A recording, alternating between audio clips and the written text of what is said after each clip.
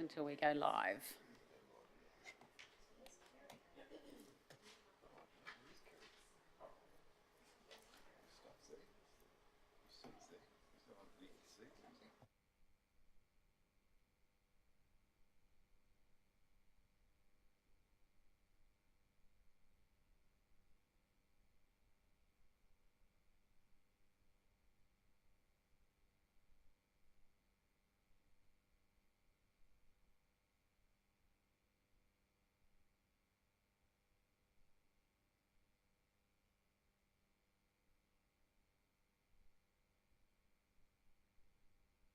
Okay, thanks everyone. Welcome to the special meeting of Council the 25th of October 2023. The meeting is open to the public and will also be live streamed. I'd like to thank those of you in the room today and all of you watching via Council social media channels. I acknowledge the Deputy Mayor, Councillor Von Hoff, Portfolio Leader, Councillor Carl, Councillors, the CEO, we were to have the General Manager of Planning and Development, but she may not be coming. I think maybe Adam Gould's the Manager of Development and Infrastructure and Growth, may be representing her today. I acknowledge the Aboriginal parties whose songlines traverse these lands we meet on today, the Western Waka Waka, Guyabul and Jarawar peoples, and pay our respects to their elders past, present and emerging, for they hold the knowledge, the rich traditions and bold ambitions of Australia's First Peoples. Item number 2 is attendance, including apologies, leave of absence, granting of leaves of absence and declarations of conflict of interest. We have one apology, that's Councillor McDonald, the Mayor. Can I have someone move that his apology be accepted? Councillor Von Hoff and Councillor Carol Taylor. All those in favour? It's carried. There is no leave of absence and there is no granting a leave of absence. We have no declarations of a prescribed conflict of interest, but I do have one declaration of a declarable conflict of interest. Councillor McMahon. Thank you, Chair. I, Councillor Tim McMahon, inform this meeting that I have a potential declarable conflict of interest in this matter. The nature of my interest is as follows. I had a professional relationship with the landowner and applicant Cameron Spencer McLean. The nature of my relationship with Cameron McLean is that he was my prac teacher / intern for his teaching degree and we worked closely together. I wish to participate in the decision in this matter. I acknowledge that eligible councillors must now determine per section to section 150 ES of the Local Government Act of 2009 whether I A, may participate in the decision about this matter, including by voting on the matter. 2, must leave the meeting, including any areas set aside for the public, and stay away from the meeting while the eligible councillors discuss and vote on the matter. Or 3, may participate in the decision about the matter subject to conditions. Colleagues, I raise this because in my view of spending a fair bit of time on the conflict of interest register, this is a rather atypical situation. I have stayed out of this so far, including visiting the applicant and calling it in for this matter. But I think that whilst one is not required to declare conflict of interest of previous professional relationship, the fact that it was prac teacher mentor, and I think for the applicant's final teaching prac internship, I was his mentor teacher who had to sign off on some significant parts of his education degree. It's why I bring it up. I have looked at when the frequently asked questions around the government standards for conflict of interest, and look, from memory I gave him quite favourable marks, but there is a part in this, if you feel uneasy about it because you may be favourable or you had a personal ongoing debate or dispute, so if I had not given him good marks, it would have been subject to a conflict of interest from my reading. But I'm happy to take questions on this, Councillor. I don't have an answer for if it is or it isn't. I'd like to stay in the room and I'd ask your determination. Thank you. Okay, thanks, Councillor McMahon. Questions, Councillor Von Hoff. Thanks, Madam Chair, through you. Thanks, Councillor McMahon, for raising this. It's always awkward, so I appreciate that you've done this, and it's also awkward to ask questions about friendships and relationships, but God bless the Local Government Act. So how You're telling me. When you were in the prac mentor-mentee relationship, how long ago was that? I've racked my brain and I don't remember the year. Are we talking like 4 years, 18, 5 17? years? 15, whoa. 15 years ago? No, 2015. Oh, 2015. So I, in my teaching career, often received emails from UniSQ saying you got a prac teacher. Some of them were below standard, some of them were good, and we obviously got along well. So this was in 2015. I believe it was to the end of his degree where the level of involvement is quite significant and you have to sign off and have hard questions. So I think I gave him some pretty good marks, and look, I don't think we've had too much relationship contact since. Yeah, so that was my second question, if I might, Madam Chair, through you. So since 2015, how often have you stayed in touch, and how would you categorise your friendship since then? Little to no contact, friends online, no more than the standard really. So, yeah. Thank you. Other questions for Councillor McMahon? Can I ask Councillor McMahon, do you feel that your relationship would be influenced, or do you feel you'd be able to make an unbiased decision?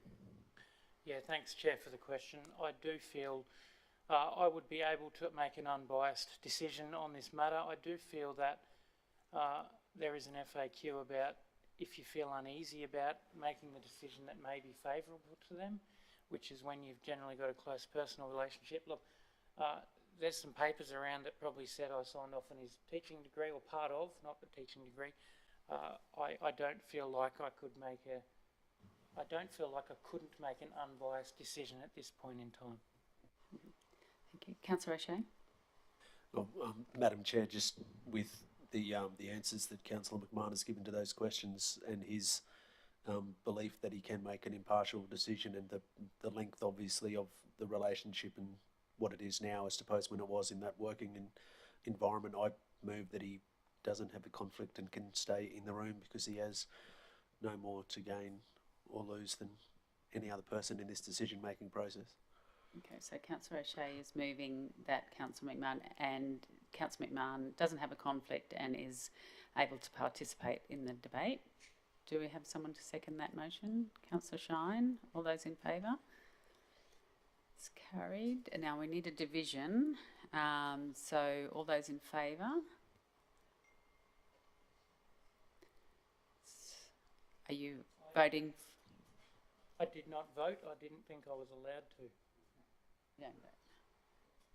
So there's one. Councillor Carol Taylor is against it. Okay, thank you, everybody. Item number 4 is the reason we're here, which I need to move that we're going to suspend standing orders. That's what I need to do. Can I have someone move that we suspend standing orders, please? Councillor O'Shea, Councillor Vonhoff, all those in favour? And that's making a note of Councillor McMahon's declaration into above. Now, item number 4 is the exemption 2023-3214 exemption certificate, material change of use for a dwelling house located at lot 47, RP 16136 at 21 Glenroy Road, Wincello. Casey McKillop is our principal planner, and thank you, Casey, for presenting here today.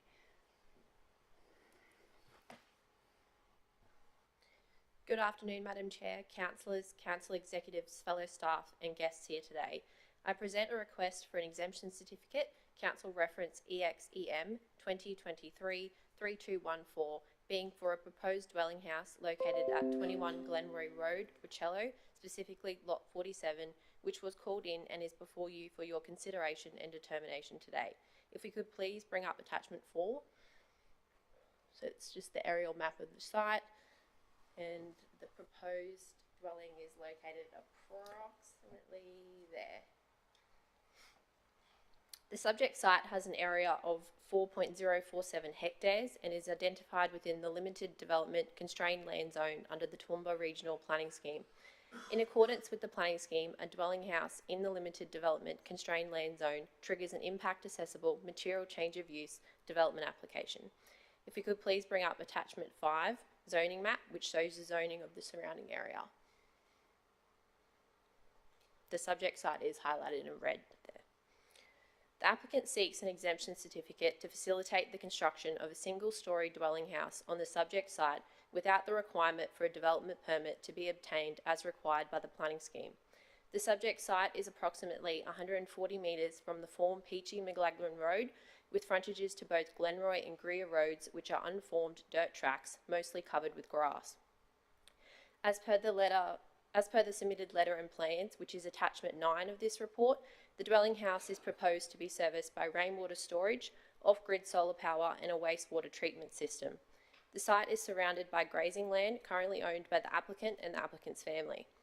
The information submitted also proposes that access to the site can be provided by a gravel driveway, which, whilst not to council standards, in the applicant's view is sufficient to provide access to a single dwelling. A recent site visit on the 3rd of October indicates that site has access to an unformed dirt track, which includes close crop grass not to council standards. Please bring up attachment 8, figures 2 to 4, which show the existing state of the Glenroy Road Reserve, which would provide access to the dwelling house. If you could just scroll down, yeah. Thank you. An exemption certificate releases the owner of a premises or developer from the need to gain a development approval for accessible development. Exemption certificates can only be issued where satisfying one of the criteria in section 46, item 3B of the Planning Act. An exemption certificate may not be given subject to conditions. It is also highlighted that council acting as the assessment manager may issue exemption certificates, however, are not obliged to do so even where meeting the criteria. There are 3 circumstances in which an exemption certificate may be issued under the Planning Act. At least one circumstance must apply to the proposed development for an exemption certificate to be lawfully granted. These circumstances include: 1. The effects of the development would be minor or inconsequential considering the circumstances under which the development was categorised as accessible development. 2. The development is categorised accessible solely due to circumstances that no longer apply. And 3. Development is categorised accessible as a result of an error.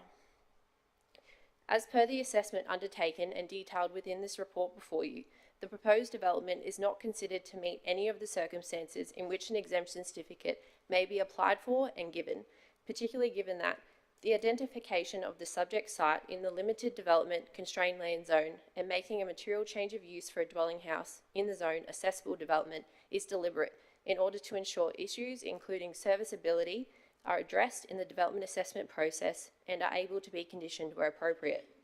Given this, the requirement for a development application to be lodged is clearly not the result of an error, and the issues continue to apply and require due consideration. And finally, the impacts of the development are not considered minor or inconsequential. In particular, the subject site is not serviced, and the current access is via the unformed Glenroy Road Reserve, which does not ensure safe or weathered access to the site and may hinder proponent, service vehicle and emergency service vehicle access, as well as wayfinding. The unformed nature of Glenroy Road Reserve is also likely to result in a construction and maintenance burden on council, as well as an increased risk to people, property, infrastructure, the environment and council. This risk would be exacerbated should dwelling houses be proposed on other lots in the locale. Under the exemption certificate process, council cannot impose reasonable and relevant conditions and provides no requirement for landowners or developers to undertake works, provide services and infrastructure or implement mitigation or management measures, even if proposed by the proponent. Issuing an exemption certificate for such development is considered to undermine the intended development assessment process and development outcomes sought under the Toowoomba Regional Planning Scheme and other policies and standards adopted by council. The purpose of the limited development constrained land zone is to identify land known to be significantly affected by one or more development constraints, such as past or future mining activities, flooding, land contamination, defence requirements, historical subdivisions, and buffer areas. Such constraints pose severe restrictions on the ability of land to be developed for urban purposes and have been identified as requiring assessment. The change in zoning and adoption of the current planning scheme sought to address the historical issues identified and ensure future development is appropriately located, serviced, and is accessible. The subject site is part of a historical subdivision which includes approximately 67 lots. Please bring up attachment 7, the site locality map. Two of these lots, which are located approximately 200 metres from the subject site to the north, have been developed and contain dwelling houses, both access via a sealed or weather access road. Please bring up attachment 8, figure 1. These lots are also serviced by on-site water supply, private effluent disposal systems and power. The subject site, as well as a number of nearby lots, are not serviced and are not provided with access to a formed or weather access road. The planning scheme, particularly through the inclusion of the limited development constrained land zone, sought to address the development of historic subdivisions in rural areas, identifying dwelling houses as impact accessible, requiring a development application. Any such application is required to demonstrate that the following elements, including all-weather access, wastewater disposal, water supply, power supply, rural amenity, and any overlays are adequately addressed, and the planning scheme assessment benchmarks are to be achieved or can be conditioned to be achieved. A dwelling house, whilst not listed as a consistent land use, may be permitted to be established within the limited development constrained land zone only where it demonstrates that the development is adequately serviced, can be accessed via a formed all-weather access road or gravel, and does not result in increased risk to or adverse impact on people, property, infrastructure, environment, or existing nearby uses, which is to be determined through the assessment of a development application. Council's development and transport planning engineers advise that the site does not have appropriate road access, being a formed all-weather access road, and the proposed development does not achieve compliance with the planning scheme requirements or council standards. It is noted that council's required standard for a local rural access road is a 6 metre wide gravel on 8 metre formation. Council standards are also applicable to similar development within the rural zone, with a development application required where development is not provided with access to an all-weather access road. In this instance, alternative zoning would not change the servicing or access requirements for this development. The development assessment process allows council, as the assessment manager, to appropriately assess the proposed development to ensure it's provided with an appropriate level of infrastructure, access, as well as provide the ability to impose reasonable and relevant conditions, and provide the ability for an infrastructure agreement to be considered. The proposed development being a dwelling house on a non-service lot which does not currently have access to a formed or weather access road, does not demonstrate compliance with the planning scheme, council policies or standards, and requires assessment by way of a development application. Further to the planning scheme, Council Policy 2.21, Road Network Upgrades and Extensions, prepared by the Infrastructure Services Group and adopted in May 2023, further clarifies that when a dwelling house is to be built, the property must have direct access to a sealed or gravel road as listed in Council's Road Register, supporting the categorisation of the development as accessible. Reference is made to Section 4 of the policy, which details that under a mature change of use approval for the construction of a new dwelling, Council may, at its sole discretion, enter into an infrastructure agreement for the construction of a driveway along a road reserve at the applicant's cost. The adopted policy does not allow for the consideration of an infrastructure agreement outside of the development assessment process.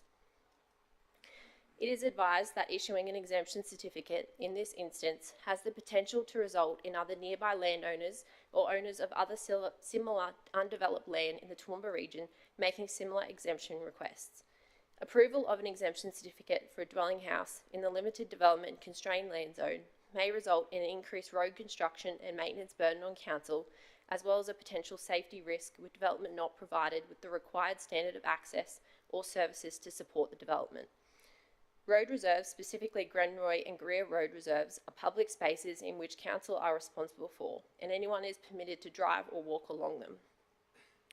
Issuing an exemption certificate without the ability to impose reasonable and relevant conditions requiring construction of an all-weather access road to council standards may result in safety issues and risk to council. It is particularly noted that, given the nature of the existing road reserve, restricted access to the site is likely to result during and after wet weather events, increasing the risk or incidents occurring due to restricted and non-standard access.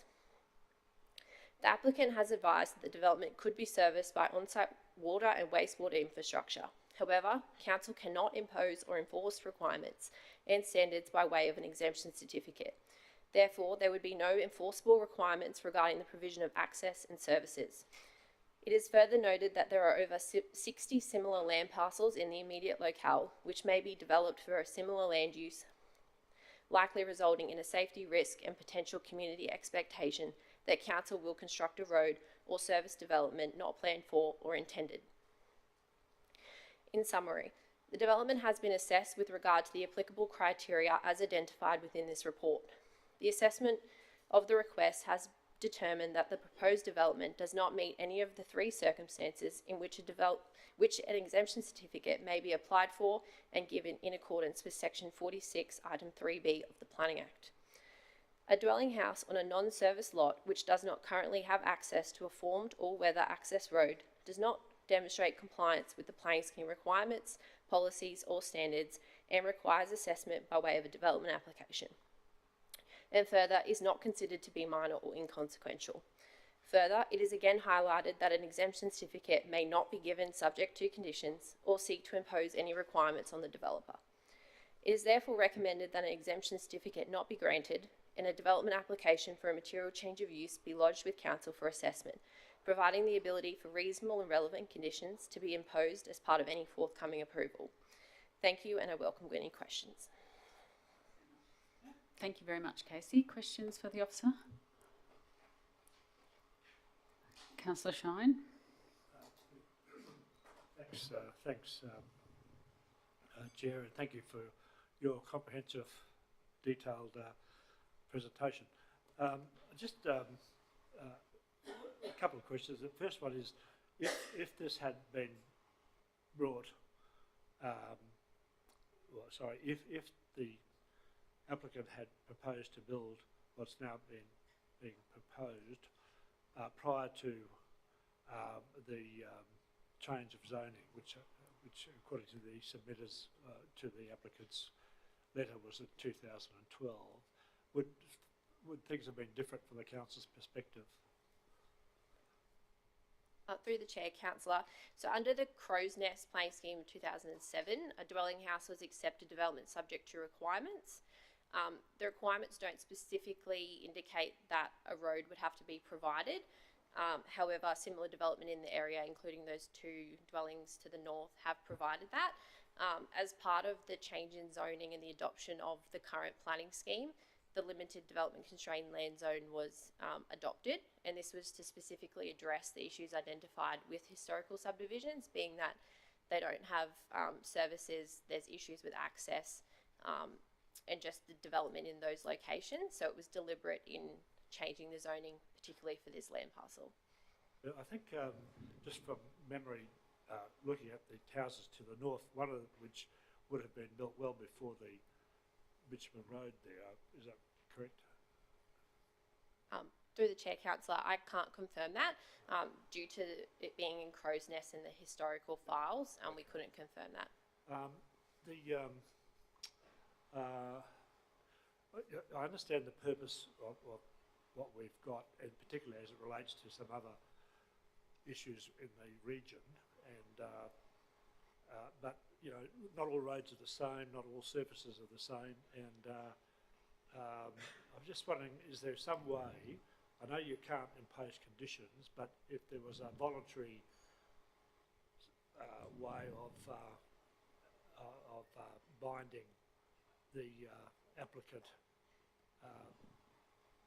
by way of restrictive covenant registered on the title, or some sort of caveat or something like that, to achieve, to guarantee what the applicant is saying, that they want to build a house there because they're, you know, the fourth generation of the family, and they're not going to subdivide or whatever.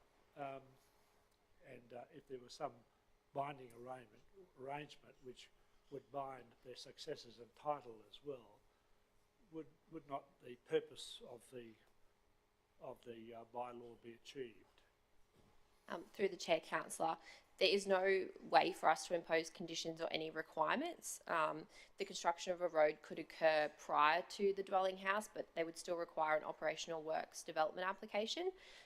Council's policy 2.21 provides the ability for consideration of a driveway to be constructed within the road reserve, but that process requires a development application, so a material change of use approval, which would then have conditions requiring a road to council standards, and then it would be up to council to enter into an infrastructure agreement, which could provide a driveway, but there's no other way that we could impose requirements or conditions to ensure that a road was constructed to council standards outside of the development application process. So Emily, if you could just, Casey, sorry, just explore that a little bit more. So it's not that we're saying that we're going to impose a 8 metre on a 4 metre, whatever the terminology is. If the applicant went through with the material change of use and then they apply to council to have a road at a lesser standard, to the driveway standard, isn't it? Yes, that's the correct. possibilities, yeah. Yeah. Okay. Any other questions for the officer? Councillor O'Shea?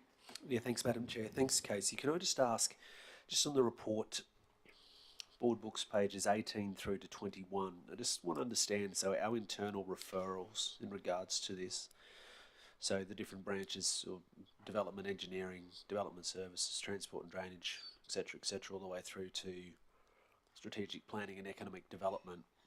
When these go for internal referral, are they all done unbeknownst with any knowledge of what anyone else has said? Are they all completely separate? Through the chair, councillor, no. So all of this information is readily available to all our internal officers, particularly with this request. There was many conversations had to make sure everyone was aware of the situation, given that generally exemption certificates aren't brought to council for consideration, but all of the responses are readily available across the teams. I mean, as in the answers that come back. So does development engineering and plumbing know that development services, environmental have recommended that a development, just there's a fair theme here. I'm wondering, so that, are they all brought in separately? That's what I'm saying, or does each branch know in advance, like they're done completely independently? Is what I'm trying to understand. Through the chair, councillor. So what happens is once it's allocated to an officer, it's referred off to all the internal teams. They review it with what they're required to look at, and they'll provide a response back. Generally, there are some internal conversations that are had, so different teams would know, I guess, what other areas are looking at, but all the responses are provided separately. So it's not a joint response that's provided back, if that makes sense. Okay, so I can just understand this. So the applicant might be able to answer more of this. I'm guessing the applicant's speaking.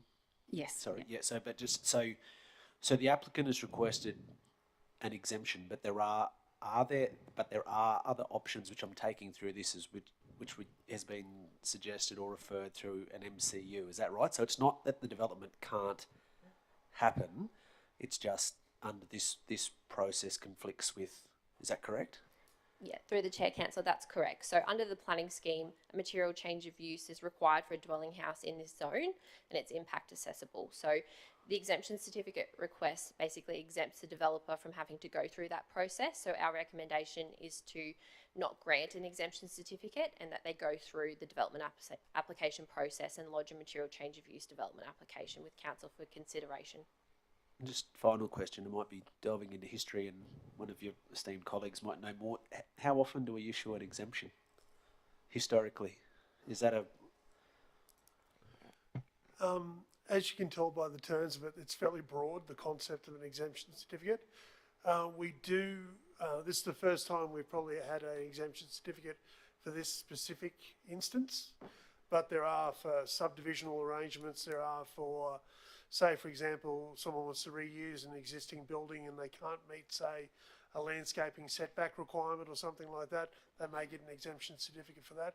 So we do issue exemption certificates, but they need to meet the criteria and be appropriate for the circumstances. Okay. Councillor Taylor, can I just ask while we're still on that, just to be clear, the exemption certificate, if issued, not only exempts them from doing the road, it exempts them from all other services. Yes, that's correct. So we cannot impose any conditions, requirements, anything. So essentially, the exemption allows them to build a dwelling house in accordance with the plans on the lot with no requirements or conditions imposed. Thank you. Councillor Taylor, sorry to butt in. Thank you, Madam Chair. Just clarifying in the first part here that really this application doesn't fulfil the requirements of the exemption certificate as we see it.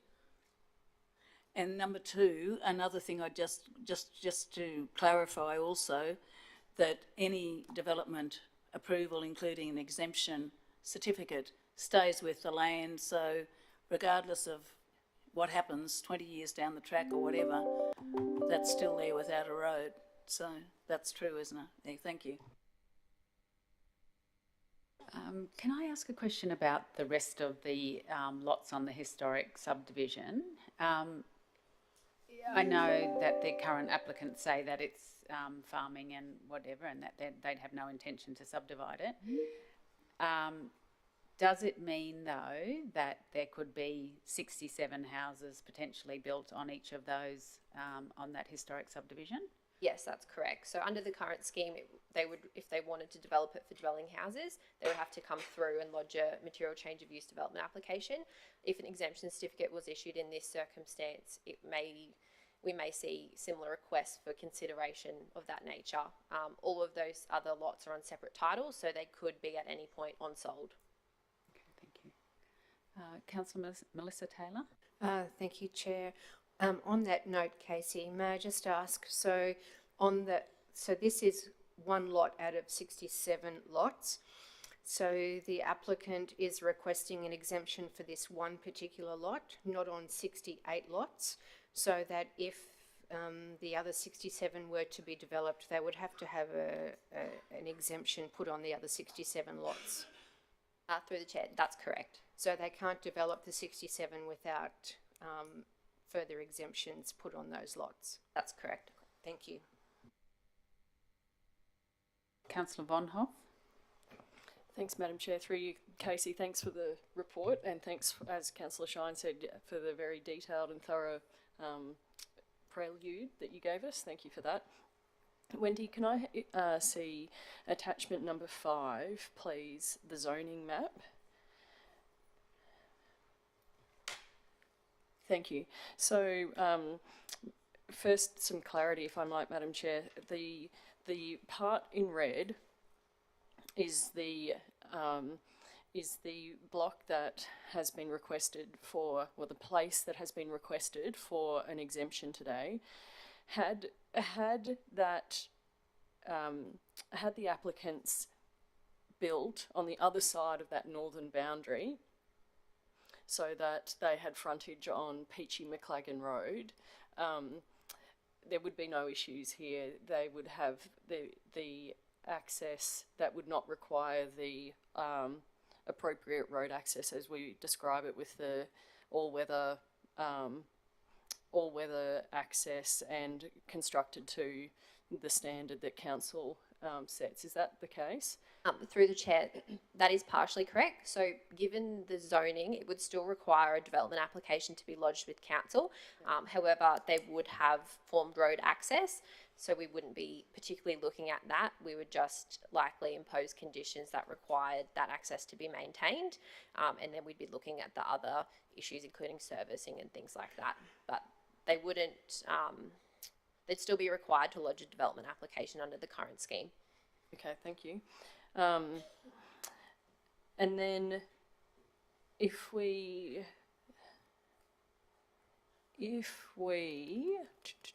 I think the issue that probably is in councillors' minds is because of some issues that we've been dealing with across the region, Glencoe Yolanga Road, Erstrike Road, and these sort of places where there's been road access problems when there's a lot of rain, and then there's been questions asked of council about why aren't we why aren't we paying for these roads? And council then has come up with the figures of how expensive it is to do those roads. So that's sort of the lens that I think probably councillors have at the moment. So that road that would be used, sorry, there's so many attachments, which is very helpful, better to have a lot of information. But I think it is the site locality map. No, not that one. It is, this is it, attachment 8, figure 2 and figure 3. So that is where the access would be happening, and we can see that this is south of Peachy and McLagan Road, and the Glenroy Road south rises. And we can ask it of the applicant, but I believe it rises again further to get to the place where the applicant wishes to build the residence. So what are our concerns about road access during all weather? That it's going to get boggy and it'll be impassable by ambulances or emergency services. And how much does the fact that this is a road that is, it's not in a depression, it's on a rise, how much does that come into it? And yeah, that's my first question, please. Through the chair, Councillor, I might ask Adam to answer that. Yeah, thanks Adam, thanks Casey. Just before you start, Adam, we'll just welcome the Mayor. Councillor McDonald is now online too. Thank you, Councillor McDonald. If you let Wendy know if you have any questions. Thank you, Adam. Through the chair. So obviously soils across the region are very different. However, obviously when there's wet weather, you have issues with vehicles being bogged. We had another one in the south where we had some lots built houses, road was unformed, regularly getting bogged in the dirt roads. It become problematic, and that's part of the reason why you had all the complaints and stuff with the unformed road policy in the last couple of years, particularly with those wet weather periods. Thank you. So then we're talking about risk. So if I can take us to page 11 of board books under risk management matters. And basically my reading of what's there is that there's not so much an explanation of the risk, it's a statement that it doesn't, the application is non-compliant and full stop really. And that there's inherent risk in that, I suppose, is the issue. So I know we've talked about these hypothetical future developments of the 67 other lots,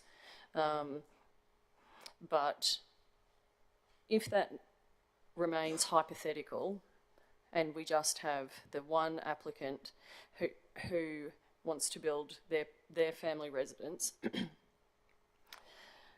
so they are not sharing that road with other people. In the other instances that I've mentioned, that those roads that have become problematic excuse me, for council are shared by several users. The risk is therefore across multiple parties. If it is the case that those 67 hypothetical blocks remain undeveloped, there's no MCU applications and so on, does the risk of not having an all-access road sit with the applicant, or does it sit with council?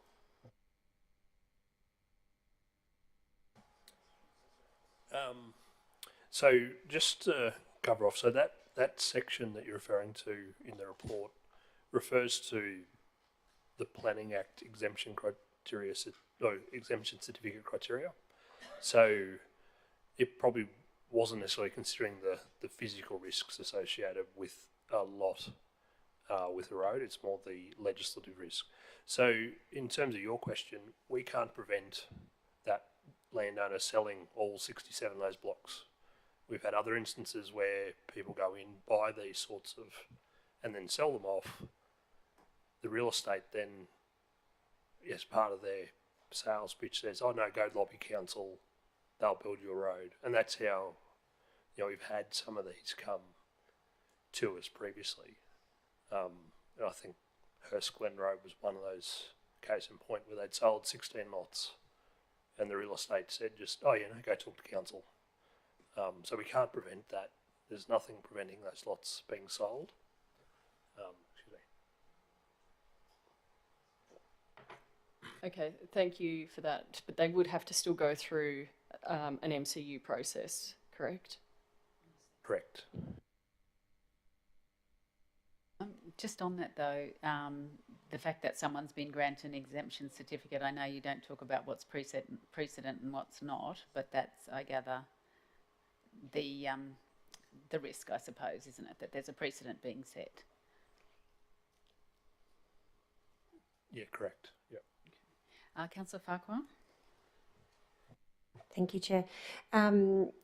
Just on the differences, obviously the exemption certificate and the material change of use. So with the material change of use, they could then potentially build, but with restrictions imposed, or being adequately serviced, the roads, etc.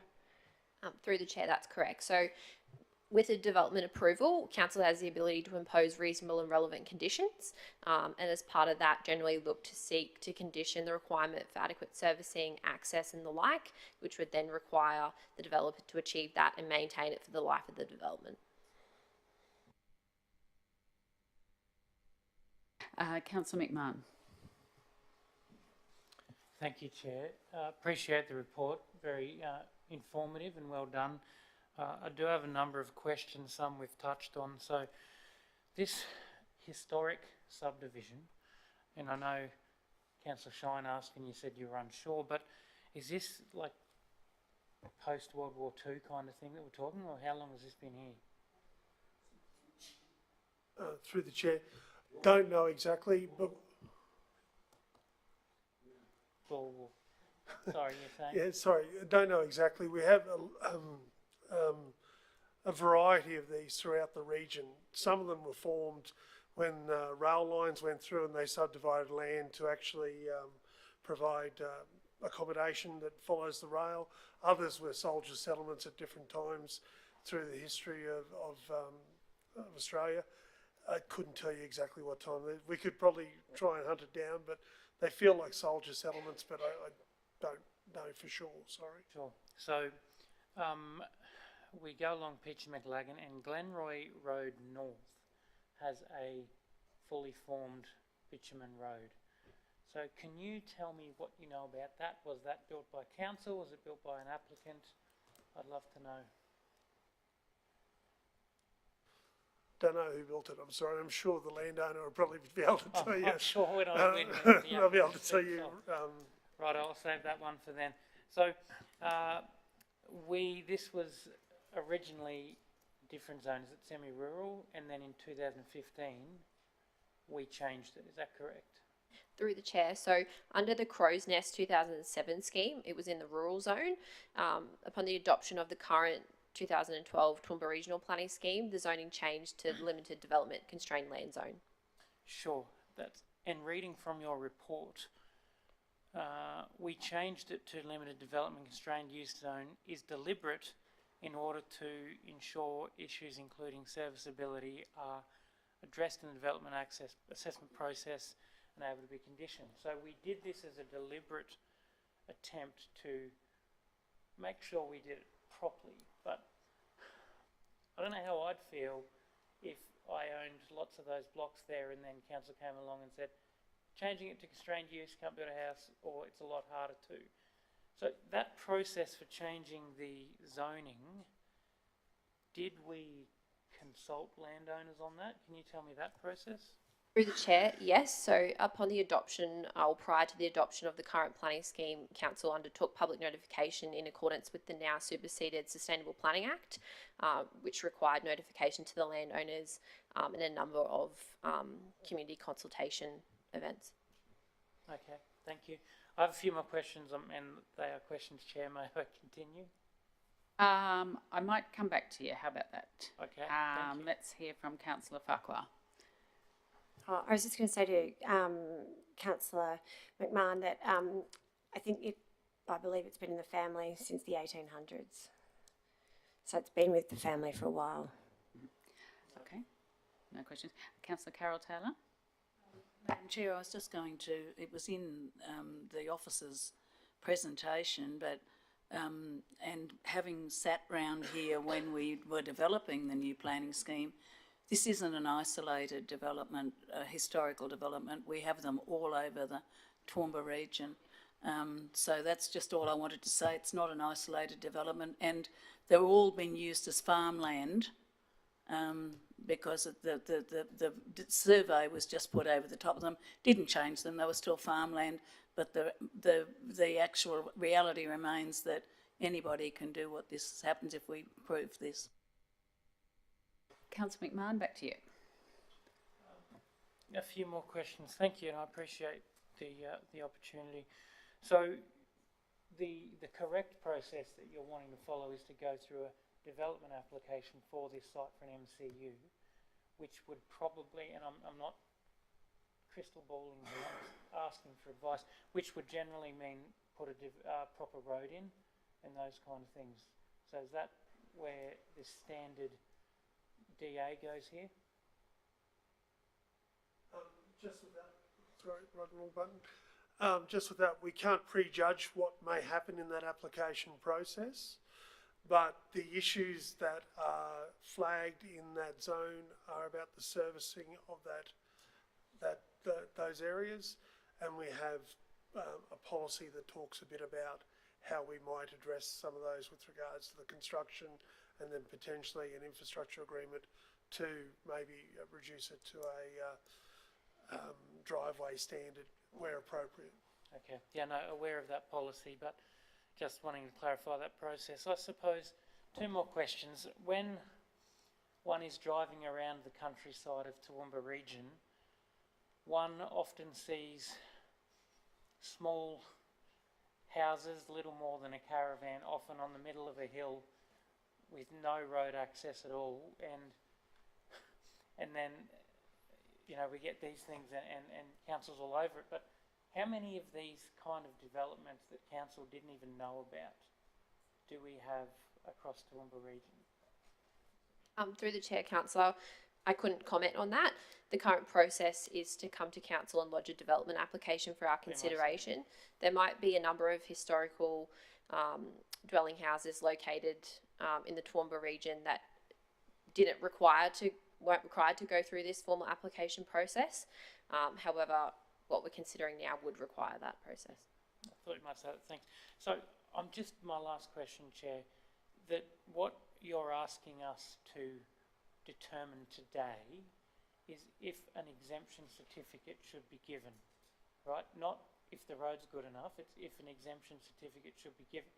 And there are three ways an exemption certificate can be given: minor and inconsequential, when we made a mistake, and circumstances that no longer apply. Now, you've outlined in your report that the second two are not relevant here. So basically you're asking us today, the crux of the question is if we consider this minor and inconsequential. Through the chair, councillor, our recommendation is to not grant the exemption certificate based on the fact that we don't consider it complies with any of the three criteria. However, it's been called in, so it's before you for determination. There are only three circumstances where an exemption certificate may be granted. So I guess the request is for councillors to determine whether they believe it meets any one of those three criteria. Thank you. So that's really where we need to be focusing our attention. Can you give me an example, and this promises my last question, Chair, on something, and I did read in the report, but enlighten me on something that's minor and inconsequential? Through the chair, councillor, exemption certificates are determined on a case-by-case basis, but something of an example possibly would be a building that is locally listed on our heritage register, and they may be seeking to re-roof that building for a like replacement. In that instance, we would consider that it's minor and inconsequential because you would not be able to tell because it's a like replacement. That's an example. And I think, Matthew, you had the example before of the landscaping, didn't you? Yeah, we've had instances, for example, where we've had a premises used, say, for a commercial activity, has a long-standing usage. Someone wants to change it to another activity that is accepted subject to requirements, and maybe the only requirement it doesn't meet is that it doesn't have a metre of landscaping down one side of the building. We might consider that to be minor and inconsequential based on the circumstances and grant an exemption certificate. They're just a couple of examples. There are other ones, but... Councillor Summerfield? Thanks, Chair.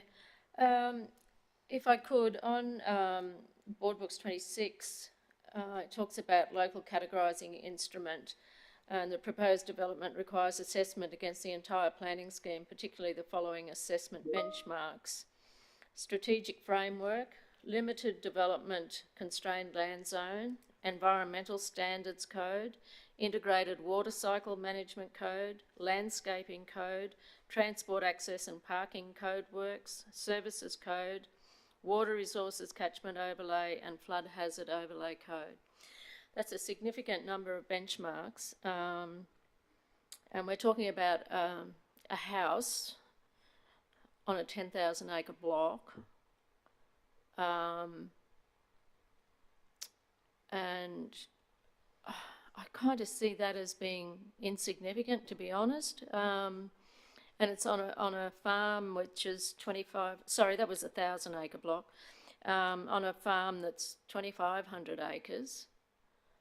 And the farmer just wants to have a house to live on there, and he's fourth generation. And I can't help but think about, I'm not sure what you call a group of caravans, perhaps a huddle of caravans that I've reported previously in relation to how they're managing their wastewater and all that sort of thing out on a property on the northwest corner of our region.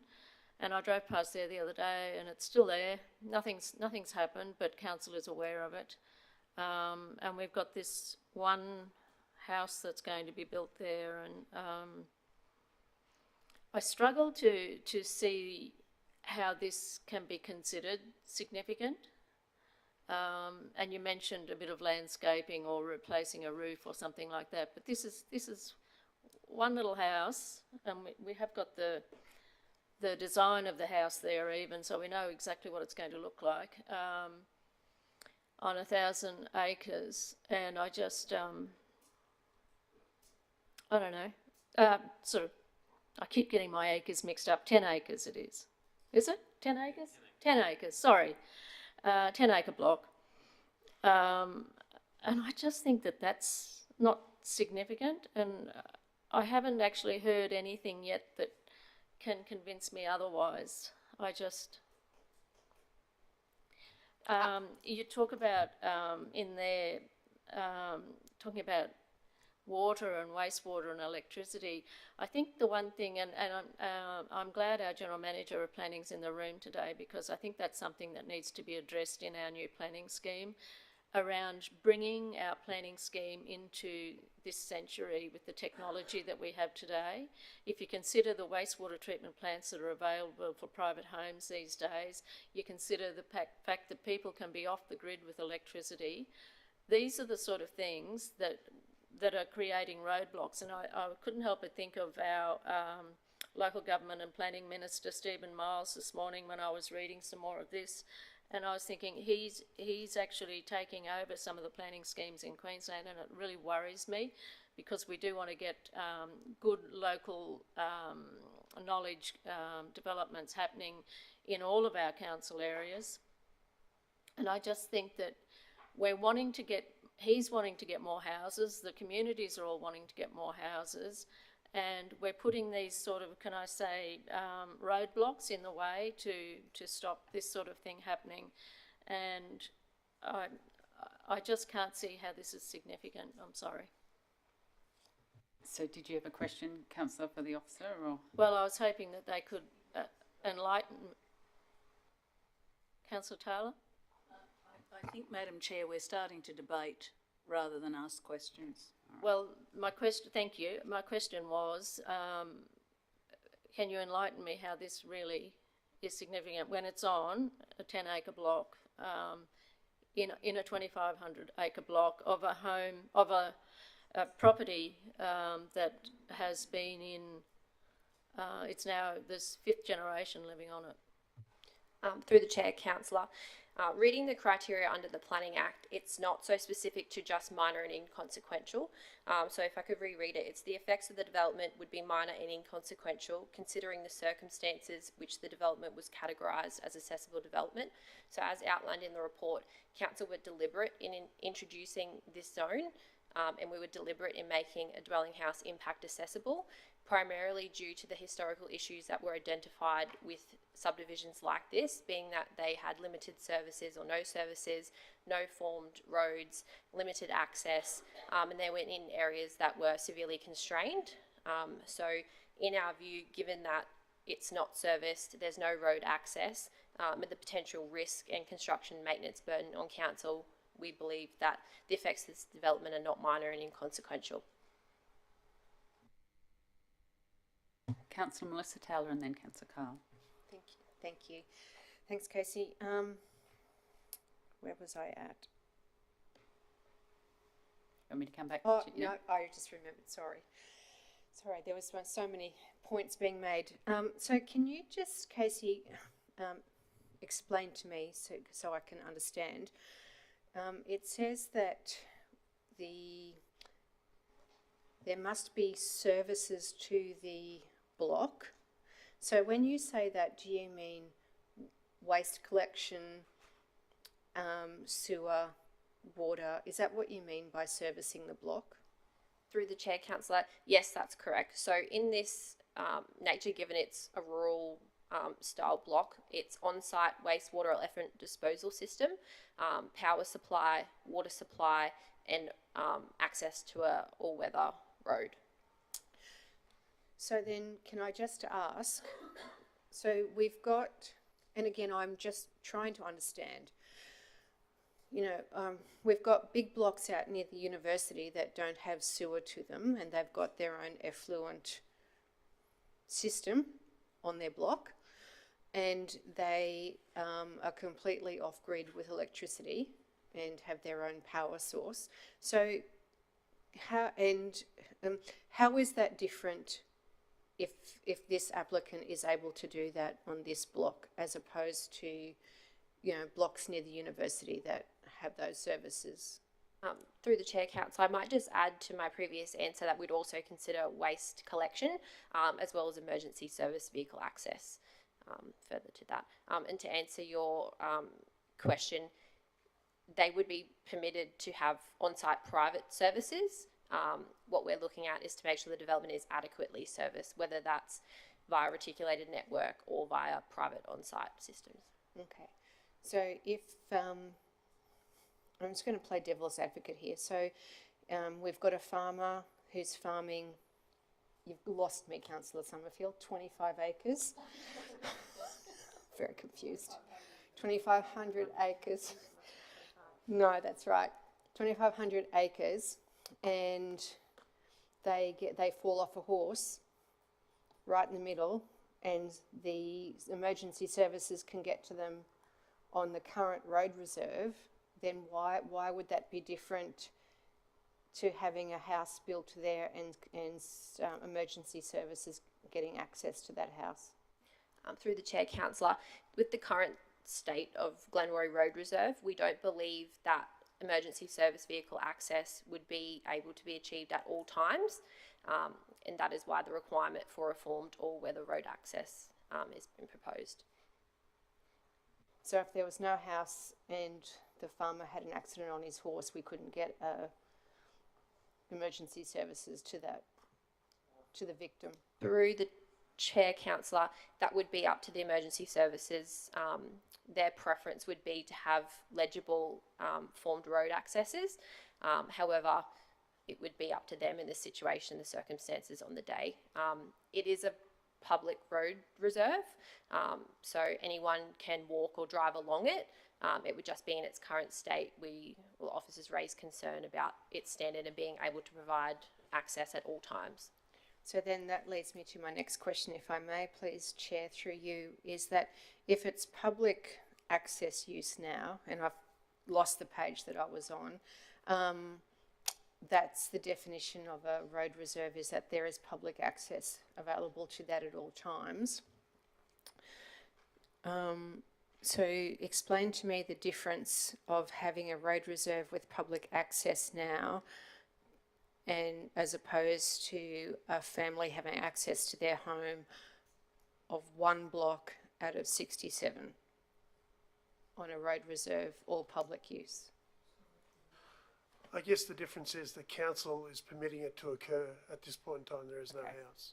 Thanks. I'm So, just trying to yeah. understand. We're taking on that approval process to allow that to occur.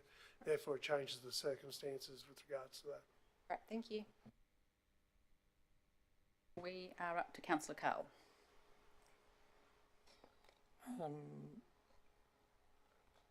One, possibly two questions through you, Chair. To any officer, would this discussion be different if it was a secondary dwelling on the same block? Through the chair, councillor, a secondary dwelling is still defined as a dwelling house. Yes. So Subject to the normal building regs and requirements. yes. So a material change of use for a dwelling house, regardless of whether it's a secondary dwelling or a primary dwelling, is required to have the same standard of service. Because it's on this historic subdivision. That's correct. So because That's it's the in point the, I wanted to actually be clear about, that, so that we're all clear that this is a defining difference. So I guess you've answered my two questions in one. Thank you. That's an easy one. Councillor McMahon. Back to me, thank you, Chair. I do have a question. So just looking at the attachment 7, which is the site locality, and exemption certificates is one thing, and then there's the other issue of the road reserve. So can I ask if hypothetically the applicant owned block 5 as well, and then bulldozed a path on land he owned from Peachy McLagan Road to lot 47, would that therefore be a driveway and not an access road and have access to an all-weather road? through the chair, councillor, if the proposal was looking at a development on lot 5 where they could obtain direct access to Peachy McLagan Road, that would then provide them with that formed road connection. However, under the current planning scheme, material change of use for a dwelling house in the limited development constrained land zone requires a material change of use. So they would still have to come to council and lodge a development application. However, looking at the requirements, they would be able to demonstrate that they have formed road access. Thank you for that. Can I just ask, this is a hard question to answer, what does a development application for something like this generally cost?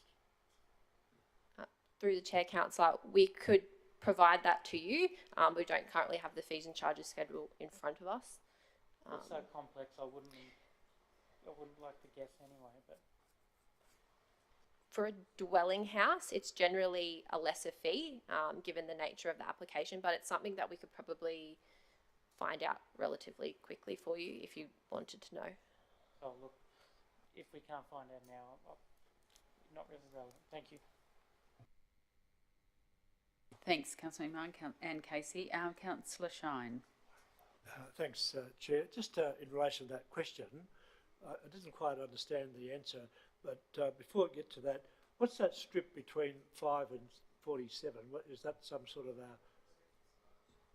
Through the chair, councillor, that's another road reserve, so that's Greer Road Reserve. So that's another unformed road reserve in the area. Would that prevent what Councillor Tim was saying that could be done, or may be done, you know, to... For lot 47, it would. However, I think he was looking at possibly developing lot 5, Yeah, which right. then has direct frontage to Peachy McLagran Road. Oh, okay, I thought he meant building I a thought house he on did too, yeah. 47, but having Going across access 5. via 5. So you can't go across the road reserve, is that what you're saying? Through the chair, no. Not building, but you're accessing. You can go through a road reserve. That's what they're doing now. You can traverse the road reserve. However, in this instance, a form, access. yeah, an all-weather access road would need to be provided, given that Greer Road and Glenroy Road are road reserves. Either one of those would have to be constructed, and Adam might be able to elaborate on that a little bit for you. Through the chair. So, if that road reserve running horizontally on the screen didn't exist, lot 47 would still need an access easement through lot 5, and that in its own right would trigger an RAL as well. So, but theoretically that would grant them access to a formed road. Could you amalgamate, or would that require a impact assessment as well? Or? Through the chair, they could look at amalgamation. Yeah, right. And just wondering, not doubting the knowledge, collective knowledge and wisdom of the three people there, but just wondering with the general manager, with her expert legal knowledge, far more expert, far more knowledgeable than me. Is she aware of any sort of restrictive covenant or easement arrangement whereby what we're trying to achieve, or what the applicant is trying to achieve, but the council is protected against road claims down the track, could be entered into if they voluntarily did so? I know you can't compel it, but if they were to say, well, this is what, granting easements here is not hard because they own both adjoining lots and all that sort of stuff. Thank you. So I think fundamentally for a dwelling, it needs to go through an assessment and approval process. So all of these things are workarounds to avoid doing a MCU. So that would be in itself, for us, a legal expensive process as well, because we need to have a caveatable interest in that land. We'd have to monitor it. We'd have to be prepared to take action. So, and is it feasible to do that when we actually have an assessment process and it just involves submitting an MCU application? Yes, it will likely be more expensive. For example, the issue with the road. I'm mindful of one of the very first things I had to do here before, and it was before Christmas last year. And that was a family used their life savings to buy land very similar to this, and their building certifier alerted them to the fact that they'd bought, and it was an unformed road. They were completely unaware. To get the building certified, they needed to do an application, and as part of that, they were going to have to pay for the entire road. So in whatever decisions we make, one, you're going to set a precedent. Two, you need to be mindful that there may be future development there. You don't know. No family knows what happens to it. No family knows the reasons why they buy or sell land. But the usual process is to submit an MCU. So I sort of question the sort of workarounds to not go through that process, particularly if it comes at cost or risk to council. And I think that's something to be mindful of.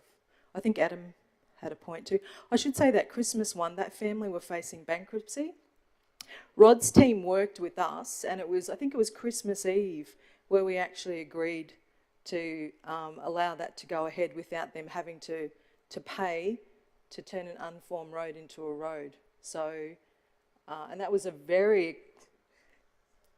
quite a stressful time. Was it you? Well, I don't think we want people to be facing bankruptcy and pleading with council. Okay. Adam, did you have a point to make? So, Thank you, General.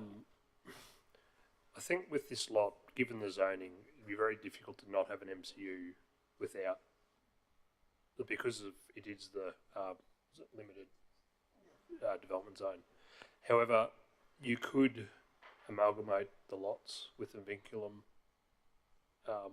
if you're able to close that road as well, it would make it a lot easier. So there'd be a closure permit through state referred to us.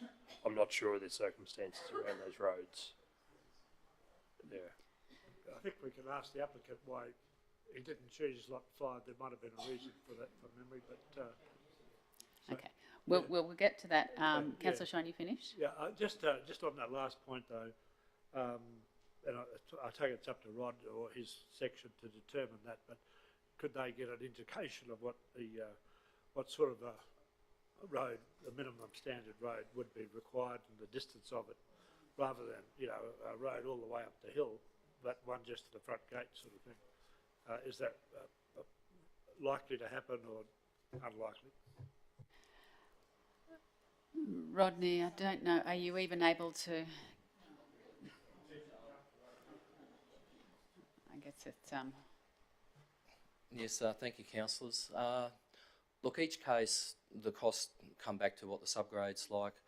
The policy that council's adopted is a minimum 3.5 on 6.5 formation. Yes, it is towards the top end of the catchment, so there would be some table drain formation on the uphill side of the road and probably a pipe invert of some form crossing down on Peachy McLagan Road. Distance is 250, 300 metres, no, 120. No, I really wouldn't like to put a stab on that, but it is in the tens of thousands of dollars, if not getting up towards the 80 to 100 sort of range once you start talking about an intersection on the main road and these sorts of things, just to establish pant there. That's probably an upper limit, but I think the intent of the MCU process is to, through that process and with agreement from the applicant, to work towards some form of agreement which would allow perhaps a driveway nature of construction along there in the interim, pending the sale of that land to other parties and a few other protections in there like that. So I think we're open to working towards a lower cost outcome, but we need a process in place to be able to do that. Matthew, did you have a comment there? No? If I was to be Thank you, so Rodney. crass to talk about application fees, councillor, you want to know how much an impact assessable application for a dwelling would be without any overlays, and I suspect there's probably no relevant overlays on this side. It's $2,497. The exemption application was $934. Okay. Councillor Carl? Madam Chair, I was just going to say we're here to deal with an exemption. Otherwise, the applicant would be here for a different reason. And I cite an example that Councillor Shine raised about amalgamation of lots, and comes with RAL, and it comes with a whole lot of other overlays and expenses. And I might draw your attention to a historic subdivision down the road and around the corner. Matthew, you'll be aware of this one at Peachy, where they had to amalgamate lots. They chose to amalgamate lots to actually do a suitable development there, and it was a number of parcels that they chose to, but that was the applicant's discretion at their choice, but they had to actually go through a process. So we're dealing with an exemption here, we're not dealing with that. I'm keen to hear from the applicant, and then if we need to go to debate, I'm keen to go there. Okay, Councillor Carl, I think we're out of questions. So Cam McLean is going to come up and speak. Cam, you can either come here or over there, whatever suits you. It is roughly 5 minutes, and then councillors will ask you questions. Right, yeah. thank you. Okay. Yes, just good afternoon, councillors and officers. Thank you for the opportunity to discuss this. I'm Cam McLean, seeking the exemption certificate. I did write a bit of a thing. Hopefully I don't go over the same thing we've already discussed. I've made a few notes as I've been listening. Yes, inconveniently, the site that my wife and I have chosen happens to be part of the historic subdivision that was rezoned in 2012 from rural to limited development. It was a historical subdivision when my great-great-grandfather bought it in the late 1800s for grazing cattle. We had already engaged a builder, had soil testing done, engineers survey the site and house plans drafted before we realised there was a change in zoning. And yes, the cost of developing there would be more than what we can afford with our what we've put aside for our house build. So the zoning does require us to have an impact accessible material change of use. Obviously I believed it was relevant. This exemption was relevant because I did feel like it was a minor impact. This development was. As discussed before, the house, will be on the working cattle property, single story, our own rainwater storage, off-grid power, wastewater treatment centre. We don't receive, we live in the little red house just to the north at the moment. We're in a little asbestos workers cottage. My family's getting a bit cramped in there, so we'd like to get started on this build. But at the moment we don't receive rubbish collection or water or sewage or anything at the moment, and we're completely fine with that. We can sort that out ourselves. There are 2 overlays identified for this block, and that is flood hazard and water resource catchment, but they should not apply to this block because the closest town water resource supply dam is over 20 kilometres away, and the supposed flood zone is located in the southwest corner, which has never flooded in my family's history there. And our house is going to be on the opposite end of the block on elevated land that's approximately 10 metres higher than this supposed flood area.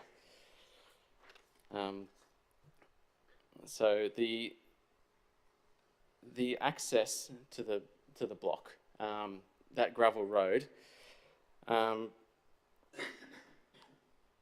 it may not be to council's standard, but it has been more than adequate to provide access to a single dwelling and has been trafficable for 2-wheel drive vehicles in all weather for over 100 years. My great-grandfather used to use that same track to access his original home just to the south of those subdivided blocks. And I certainly don't want to be requiring council to be maintaining a road there. I'm happy for it to stay the way that it is.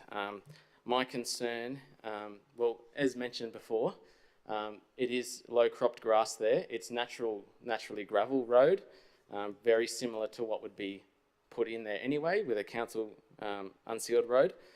But at the moment, with the low grass cover, it prevents erosion. There's no dust. When the water comes down, it disperses.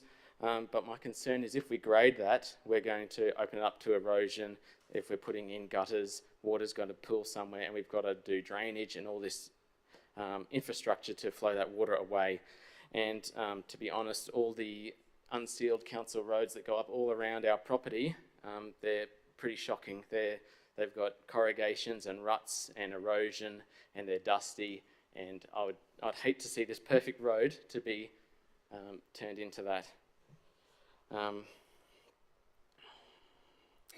As said before, I have no intention of developing the other blocks there. It's just this one I'd like to get an exemption on. They'll all stay constrained land, restricted development, and require an impact accessible MCU if they were to be developed in the future. If my 2-year-old grows up and takes over the farm and wants to sell them off, then they would still be under the same requirement to get a council road put in there.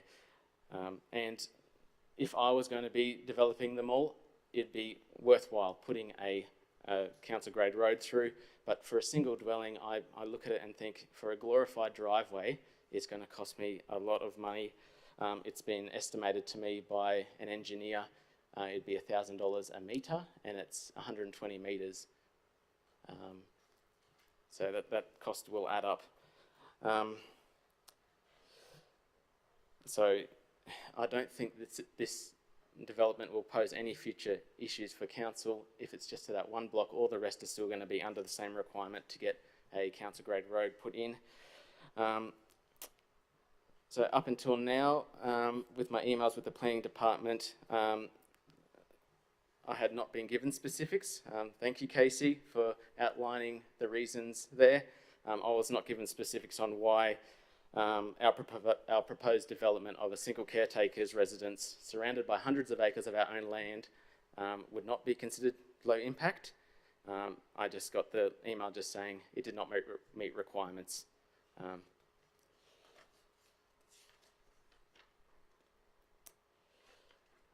But yeah, I've always wanted to live on the property. When I grew up, growing up on the property, I wanted to have a family, raise them there. And now that I have a young family, I'd like to give my 2 boys the opportunity to grow up here. And hopefully take over the farm one day, as I and 3 previous generations of my family have. Thank you. Thank you, Cam. Questions for the applicant? Councillor Taylor? Madam Chair, not for the applicant, but I just want to pick up something that the applicant has said. If an exemption certificate is awarded for this block, for development of this block, he has stated that all the others have to go through this an MCU. That's not technically right, is it? Because they could also ask for an exemption certificate. You might make that point Yes. in the debate. Thanks. Well, I think No, I'd like to know the Okay. answer, thanks. I think we know what the answer is. Through the chair, councillor, could you just repeat your question, sorry?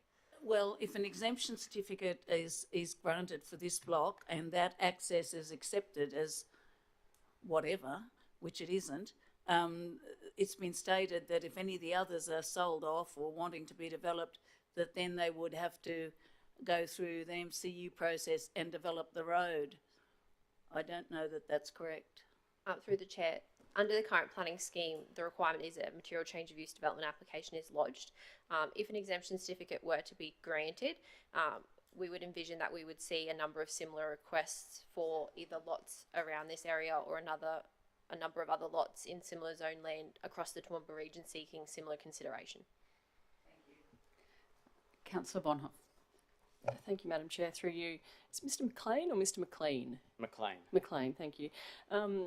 Thank you for being here and presenting what you've just presented, Mr. McLean. I guess the question that we've been told that there's another way here, and it's to go through the MCU. I think I know the answer, having heard you and read your application. The question is, why not go down that MCU path, please? Okay. Well, one reason I don't want to ruin the road that's there. Also the cost of that as well. There'd just be a bit more of a snowball effect from that if that road had to be developed. As it is, the Peachy McLagan Road cuts through our property. Back in the early 70s, it cut our property in half. And we still need to get cattle from the southern side to the northern side, which we take them through an underpass, which is just to the left of that gazetted road. That is a pressure point there that we move the cattle down the gazetted road, and we have that fenced off, and we need to move them down through the underpass to get them back to the home block to brand and wean and all that kind of stuff. If that road was developed, we'd need to remove that fence, which would make it very difficult for us to continue our livestock processes.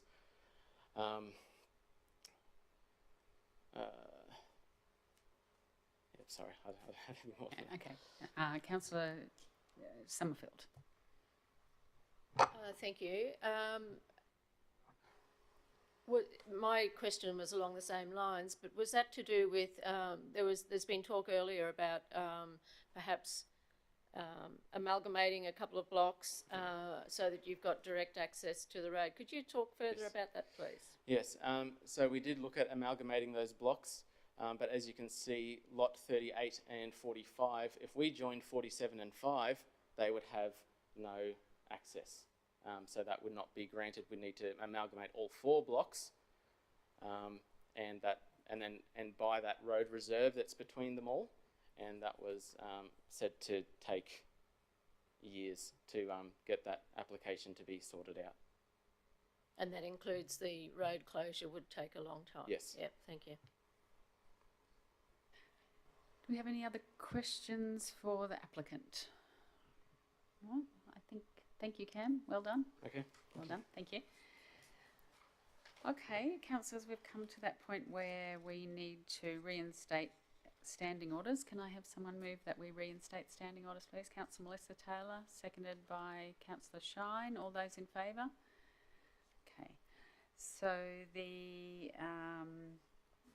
recommendation is there before you that council refuse the request for an exemption certificate for a dwelling house located at lot 47 RP 16136 at 21 Glenroy Road, Wicello, Queensland. Do I have someone move that recommendation? Councillor Carl, a seconder. Councillor Taylor. All those in favour? Debate, sorry. I always forget the debate. Would you like to go into debate? Obviously. Councillor Carl has moved. Would you like to speak for the motion? Thanks, Chair. Whilst I'm mindful of the pressures that this puts on the applicant, and I don't consider that lightly, what I do consider is the amount of time we're on this earth. We're here for a short part of time, our journey, and the application goes with the land. And not if, when it changes ownership, future councils and communities get to deal with legacies of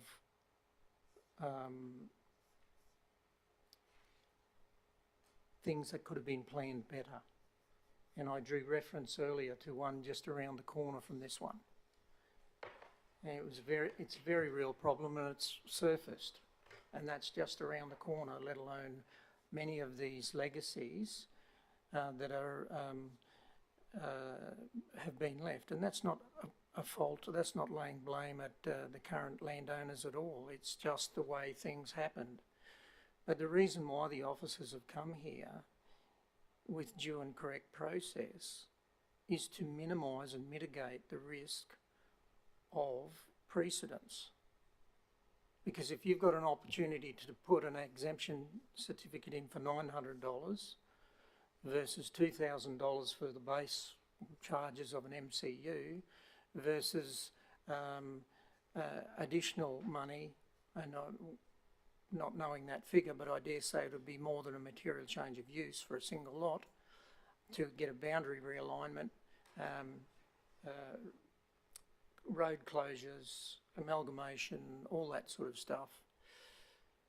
You know what, I'd probably try the same thing too, but in my role, considering this responsibly and what I leave for future generations to deal with, I see it my responsibility around this table to deal with this appropriately as per the process, so that we don't have to untangle the legacies that we are still untangling since before amalgamation. So I don't want to contribute to other such things by not trying to deal with it in the best and appropriate manner.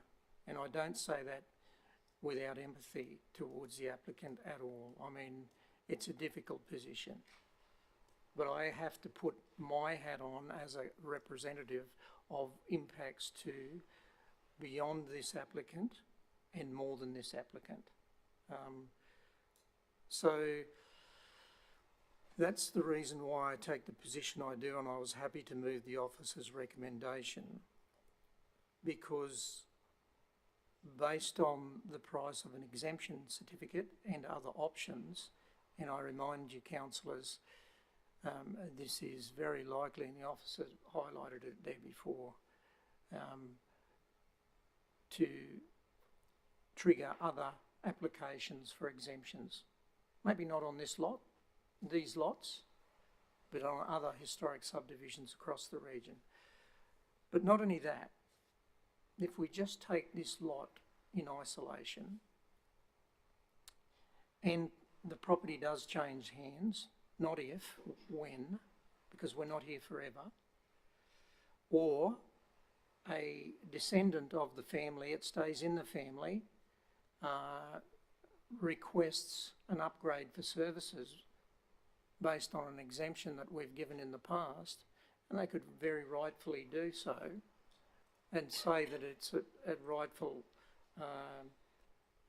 request around access and other services required. We found ourselves in a spot, and we are dealing with numbers of those instances right now, and there was a few mentioned along the way in the discussion. So I think we need to be really careful. I don't do it without empathy for the applicant. It's just, that's the responsibility I see we have. Thanks. Speaker for the motion, Councillor Von Hoff. I beg your pardon, against. Thanks, Madam Chair. First of all, I'd like to thank the officers, especially you, Casey. I found that was a really comprehensive report, and I'm very appreciative of it. And I also empathise with a lot of the points about precedents that Councillor Carl has raised. But I think that we are viewing this through a lens of having been burnt by a couple of recent issues in other parts of the region, and they are similar but they are different. And we have to address this on a case-by-case basis. So what we have before us, I think, is a situation where we are being told, when the question is posed, why not just go through an MCU? That's the proper format, go through the MCU. And the reasons that we're being told is because of cost, of the value and the workability of the road that is there as an access point currently would actually end up in a worse position, and it would also impact farming operations. So I think that we have to, while the current situations that we're dealing with in other parts of the region where there's residents who want council to build roads for them, that's not what we're talking about today. That's a hypothetical situation that would happen down the track if there were to be other lots sold, and if that were to happen, they would still have to go through either an exemption or an MCU process. So this isn't opening the floodgates to all 67 lots. This is one lot. It's a farmer whose family has been on this property since the 1800s. He's the 4th generation, I believe he said, and he wants to build a home for his family. We have to deal with the here and now. I'm very sympathetic to this, and I don't think that we should let our experience of being burned by other roads in other parts of the area, while it is understandable, I don't think we should let that experience of being burned impact our decision here. And I think that we have to trust the resident when he says that they don't intend to sell on the other blocks, and that he has set up a life for him and his family as multi-generational people on this property, and he wants to continue to run it like that. And I think evidence of the fact that he wants to do that is the fact that he talks about how he needs to move cattle around that property, and if he were to have to build a road, it would impact those cattle movements. That's not the words of someone who's thinking, come on, Spinner, I'm going to be able to develop up these lots. So I'm very sympathetic to this situation. I don't agree with the recommendation. While I am very appreciative of the officers' professionalism in the report, I don't agree with the recommendation. I oppose the recommendation, and I also foreshadow a motion, should this fail, that we approve the exemption. Thanks, Councillor Von Hoff. A speaker for the motion, Councillor Thank Taylor. you, Madam Chair. I too bear no malice towards anyone, but councillors, I can't believe we're even looking at this. A planning scheme is to keep development orderly, and as we're talking about historic subdivisions, the Surveyor General did many in the early 1800s, and they're all over the area. I know at Cambodia there's heaps of them that Rolleston put in there in the early 1800s, and those farmers too, some of them are up to 6th generation. So by agreeing to this request, it sets a very dangerous precedent because of those, and in many areas People will be watching this. This is a backdoor way to having a development approval for a house. Now, if we grant this exemption with the best of intention, we have one person, a life is no more than 90 years perhaps. With the best of intention, it is impossible to say or ensure that this block or this development will not be further sold. The approval stays with the land, and it's impossible. Someday, some way, our ratepayers will pay for an access to this, like they have to many other areas, not just one area. It's what it actually is, and this was deliberately rezoned to try to stop that. This is not serviced. I don't think anybody's worried about energy, disposal system or water, but the road is an issue. The unformed road is an issue, and it will certainly result in some stage in council having to upgrade and maintain access to that place. I just cannot understand why we're even sitting here. Look, we've got hundreds, perhaps thousands of farmers who, and I can tell you that in the south, the 6th, perhaps 7th generation farmers. You cannot just go through the back door, and we should not be encouraging it, to go and do unplanned, unstructured housing blocks, which in a development like this, just because, 1, you own the place, 2, you want to minimise the cost, 3, that's how you see it going forward. You cannot make one without, there'll be hundreds that come in after this, and we will have these issues just everywhere. And that, again, is no fault of the applicant. If I thought I could get away with it, I would do it too. But it's not the right way to do it. We have planning schemes for a reason. There's a whole lot of effort went into that planning scheme. Councillor Bill and I were around this table. We were here every single day for months and months and months trying to ensure it was actually advertised, so the people in that area had plenty of opportunity, and all areas, plenty of opportunity to make a submission and to the council over that. We went all over the place. So I just think that we need to look to ourselves at this. There's no doubt in the world that this will be setting a precedent, a very dangerous precedent, and it's telling our community, well, yes, we have a planning scheme, but no, we really don't have to observe it, and we can go and find a way to get around it. I think, I think that we're even considering this is a really, really black mark on this council. Thank you, Councillor Taylor. Do I have a speaker against Councillor Summerfield? Thank you, Chair. So this property is an accumulation of properties over many years and farming family generations. And I feel it is exceptional circumstances in that this is a man, Mr. McLean, who we just heard before. He wants to build a home so he can rear his 5th generation son on this property. We know that in the attachment 9 that the water, wastewater and electricity is all self-sufficient. It's all been catered for as part of the planning. The road obviously is something that is, on everyone's mind, and we hear regularly in this chamber about road reserves being public spaces, and if someone was to have an accident on a suburban road, it may be considered to pose a risk to council. I have to say, I recently travelled on Collingwood Road near Hampton, a high traffic road connecting Hampton to Murphy's Creek, and for me, that is a road that poses a risk to council and the public. I've reported it previously and again this morning. It's been a long time since I've been on a road like that. It totally shook the car, and if I was an inexperienced driver, I could quite easily have gone off it, and a person who reported it to me previously had said something similar. This particular road we're talking about here is a road between 2 paddocks of many paddocks owned by the applicant. I've seen it. It's rock hard, and coming from a large property in southwest Queensland where we maintained our own property roads, including wet weather roads, it's a road base that we would have been most grateful for. It is such a good road, and I can remember when I looked at it, and I think I actually said it would be just terrible to destroy that road base, to put a different road base on because it is so good.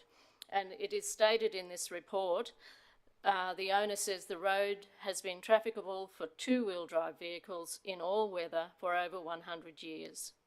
And I believe it based on what I've seen. And I think, you know, we can't get bogged down in thinking that we must build a road base to certain specifications when you've already got a good road base there. So I think we need to open our eyes to the potential that this is exceptional circumstances. It's not a black soil road or anything like that. You would never have any trouble getting up it. And I think we need to consider just this is exceptional circumstances. Thank you, Councillor Summerfield. Do I have another speaker for the motion? Councillor O'Shea? Yeah, thanks, Madam Chair, and certainly appreciate and respect the points of view that have been put forward thus far. Agree, it's a tough one to Mr. McLean and your family. I understand why you're here and respect the reasons you believe that this is worthy of an exemption, and everyone's entitled to that right and to have your opportunity to be heard. What I'm struggling with this one is probably a few of the points that the two previous speakers have spoken for in regards with the officer's recommendation with this one. So there's been so many examples similar to this where an applicant, or just use roads as one, has had to produce a road to the standard of which council requires just to be able to get the development application even started. One that was very well drawn out and carried on was one recently in O'Keefe Road in Ramsey. Same sort of similar, whilst different, similar sort of principle around exactly how we're looking with this one. The issue I have with this is that we refer to the planning scheme and what is in this document as what we ask the public to follow, to adhere to. If you follow these guidelines, yep, it's a little bit blurred at times. It's not black or white. It's certainly grey. But Fedicum, this is bright pink. It's that far from being a blurred line in any description based on what we ask people to follow. I asked the question earlier about internal referrals. It went to development, engineering and plumbing, development services, environmental, transport and drainage planning, a couple of others, strategic planning and economic development, and property services for internal feedback. All bar property services, but they commented on it in a different way based on acquisitions, leasing and etc. They all responded with recommended that a development application for a material change of use be submitted with council for assessment in accordance with the Toowoomba Regional Planning Scheme 2012 following the intended development assessment process. An example that we've had recently, and it's been long drawn out, and we've fought mightily to have included in the planning scheme, was as a result of what we've seen with Ostrich Road. Ostrich Road and those people on that road deserve praise for fighting for what they felt was needed. They built their properties following a planning scheme. Councils then had to obviously understand, okay, this is the situation we've landed where we've landed. There was two cases with that. One was dealing with what we had in front of us, but the other key thing that this council fought so hard for was to ensure that anyone in the future wouldn't be in the same situation. That was the key thing that we fought for, that no one would be in the same situation. This is the same situation we're here, right now. Someone wants to develop something that doesn't have the access reformed road that is to the standards of council for basic things around, you know, having emergency vehicles, so all those sorts of things. So that's why I think we need to be really cognizant of that fact. That's a journey that we've been on, one that we, as I said, we spent hours and hours and had officers come back further and further and further to change it. So it got to a point where we felt like we had a position where an example like that the community wouldn't be put at risk, the council wouldn't be put at risk ever again. We're right here, right now. This is the same scenario that we are faced with. So we do need to consider, yes, the McLean family, and as I said, respecting the position that they've come forward with and why they feel that they can or should be rightfully asking for an exemption. But then from our point of view, or from my point of view, the reason I'm battling with that is that when you think of across a whole region, across every person that puts in an application, those that have done prior, how we want people to do it into the future, I feel like we have to support this officer's recommendation and encourage the applicant that they have the opportunity to achieve what they want to achieve through the process which requires an MCU. So that's why I stand strongly in favour of the officer recommendation. Thank you, Councillor Shea. Do I have someone against the motion? Councillor Melissa Taylor? Thank you, Chair. And I echo the words, great report. I think that's one of the most thorough ones I've seen for a little while. So thank you so much, Casey, and your explanation was very good too. So thank you for a layperson like myself. But I understand the points brought up about other roads in our region. But I truly believe that examples like Ostrich Road is very, very different to this in many different ways. But for me, one of the biggest ways is that Ostrich Road is those blocks along that road are owned by different owners, different people, different families. And it may not have been like that to start with. It would have been owned by a family, but that's under the old scheme. What we fought for really hard in this room was that when a situation like that happens, well, we won't allow that situation to happen. But this is very different because the one family owns 68 blocks, 1 plus 67 others. And they want to develop one block out of 68 blocks. So it's a very, very different situation. The road base, and like Councillor Nancy, we went out separately, but I have seen that. And some of our roads that we maintain are in a lot worse condition than what this particular road reserve is. It is exceptional. And I would take my little car on that in an all-weather situation. The road base is particularly good. The other reason that I see fit for this application to go ahead is the impact on farming operations. The movement of cattle would not happen if they have to build a road on that road reserve, which then impacts their ability to earn a living and raise their 5th generation. We also talk about setting precedent. Well, a precedent's already been set. We've allowed something else to happen Christmas Eve last year, so a precedent has already been set. So the argument for setting a precedent is null and void. And our processes and our democratic process also allows council to assess applications on a case-by-case basis. And that's what brings us here today. And that is what is so good about the society that we live in, that we have the ability to do that in a democratic way. Thank you. Thank you, Councillor Taylor. Do I have another speaker for the motion? Okay, well, that's the end of the debate. Councillor Carver, would you like to sum up?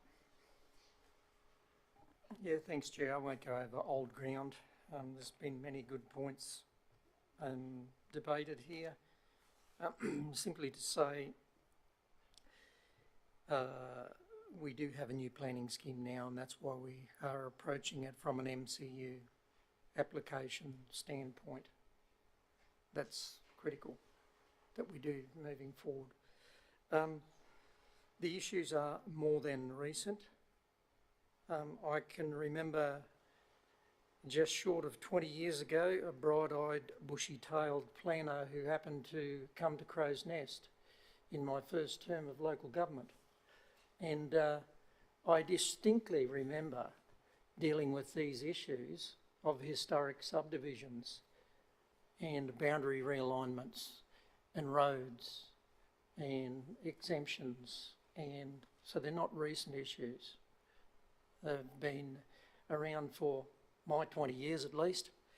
And a way forward. a way forward. That's the most important thing for this family, is the way forward. $900 for an exemption certificate, around $2,000 for an MCU, and the officer has already indicated that the desire to work together to minimise the impact, the financial impacts, and the lesser standard of road that this council has agreed to, and Councillor James more than adequately alluded to the problems that arose and what this council is directly flying in the face of, potentially, if we approve this exemption certificate. And I stress, these exemptions, maybe not on this property, but these exemptions can be requested on any historic subdivision within our region. So I stress to err with caution, and I stress for us to focus on a way forward and for the applicant to be able to come back. It's not that we're excluding development, but for the applicant to be able to come back through the right doorway and progress this and raise their family and continue their farming practices, which I think they will be more than adequately able to do given the location of the underpass and the minimal traffic that will be used on this road. I don't see it as a high risk to farming. I'd like to take you to some other very higher order roads where dairy farmers walk their cattle on road reserves on a daily basis in our region. I know a few of them in this region to the north. So it's not beyond the realms of possibility for us to have a way forward, but let's do it through the MCU to minimise the risk of council having to, not this council, future councils, to having to fix up problems and the then current rate base having to bear the cost of fixing those problems up because we didn't follow good planning practice, i.e. some of the roads that Councillor James alluded to. But it's not just about roads. We're talking about the possibility of lots more exemption certificates coming our way. Thanks.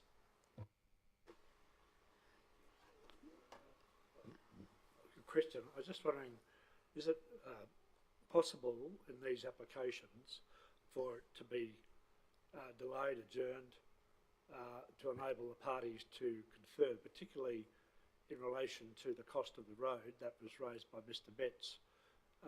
That might, the outcome of that sort of a discussion might vary the attitude of the applicant as to which way he is prepared to proceed. I think, Councillor Shine, I think that's probably a little bit late in the day for that right now. I think what we've got in front of us is a mover for the motion and a seconder, and we've had the debate, and if that, depending on what happens here, that might be an option for the applicant after the vote. So, beg your pardon? Is the Mayor still?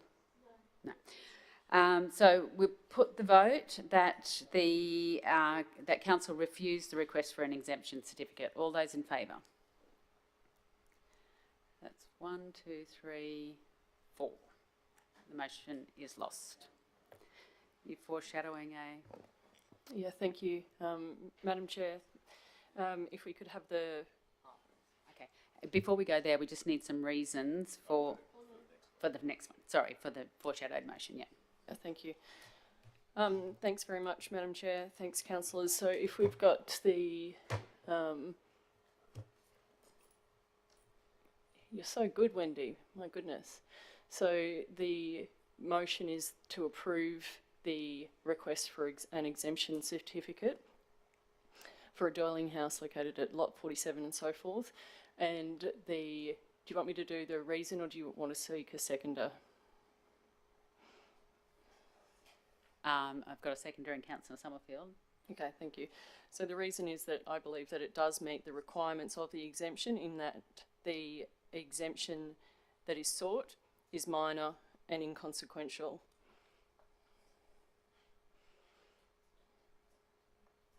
Minor and inconsequential.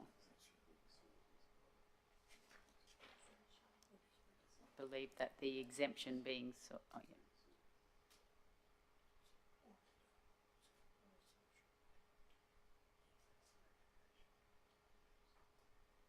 Does that suit you, Councillor Von Hall? Yes, thank you. Doesn't quite make sense, does it? Is believe that the matter does meet requirements.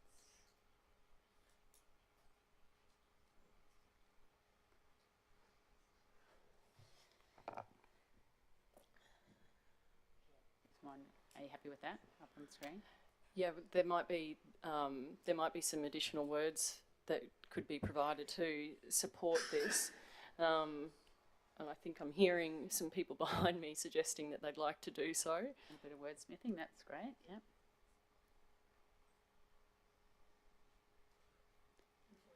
Councillor McMahon's going to have a go, yeah. Chair, thanks. So we just voted on one to refuse the request. Now we've got to do the alternate to put a new motion forward to allow the request. Well, we've got it there, that council approved the request for an exemption I'm certificate. thinking out loud. I'm not yet happy, Councillor Von Hoff, with it being minor and inconsequential, personally. I would like to see further reasons. Councillor Summerfield? I do have some words here. Madam Chair, thank you. One is the home is being built on a lot surrounded by other lots owned by the applicant.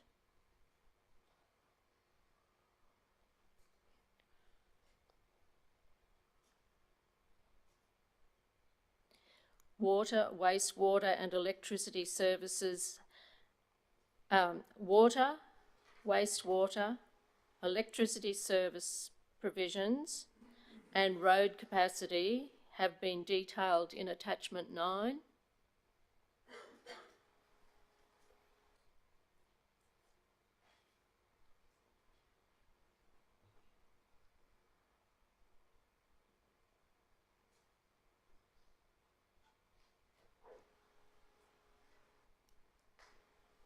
Is there further wording there, Councillor Summerfield?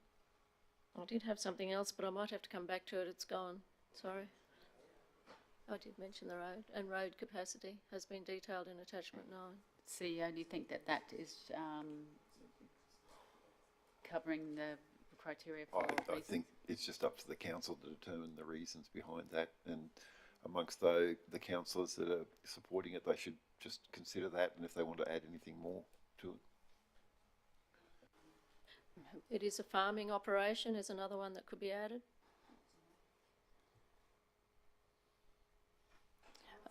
I might suggest, so you'll need to provide reasons why it's minor and inconsequential. So under the state, so there are different, you can sort of look at different examples. So an exemption certificate releases the owner of the premises from the need to get approval for accessible development that would usually require it. The effect is it's classified as accessible, but it's only issued in very limited circumstance. So here you've got to tie those reasons back to being minor and inconsequential.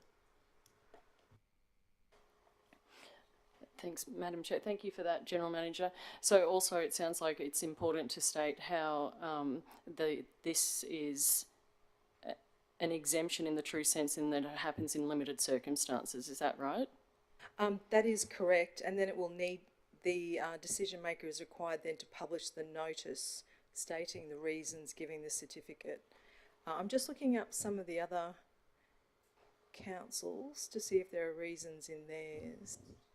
And I can add some words in regard to the limited circumstances, Madam Chair, and I'll also add some additional wording in regard to the road capacity. So the limited circumstances, this is a, thank you, Wendy, this is a multi-generational family farming operation.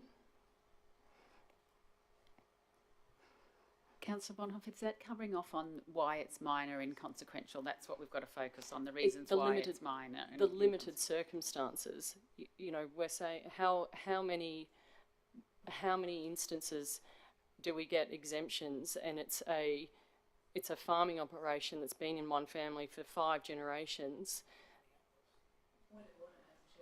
Just say that all these historic subdivisions are on farming organisations with one family in generations. It's not really a point of order, I wouldn't have thought. Well, we're just, we are where we are, Councillor Taylor, so I guess it's for the people who are supporting this foreshadowed motion to supply the reasons why it's an inconsequential exemption. So I'm speaking at the moment in terms of the limited circumstances, so this isn't a request for multiple developments, this is a request for a single dwelling, and it's being requested on farming, an active farming land by a multi-generational farming family.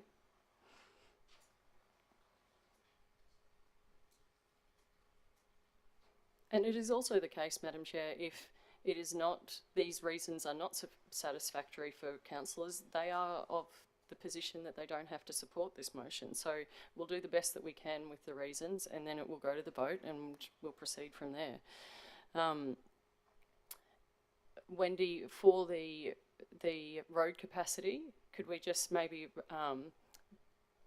isolate the road capacity so that we can add a little bit more information to it, please?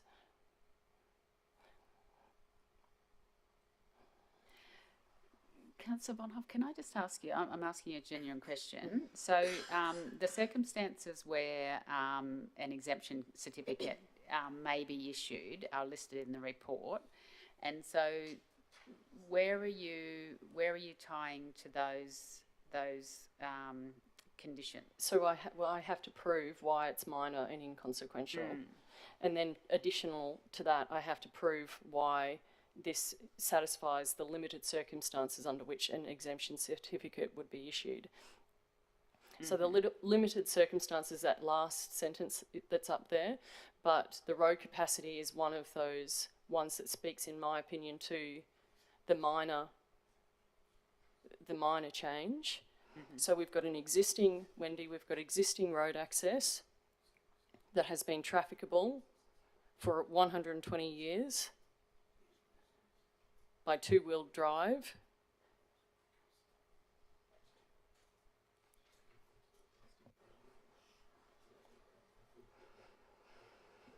The CEO's just suggested existing unformed road access. Thank you.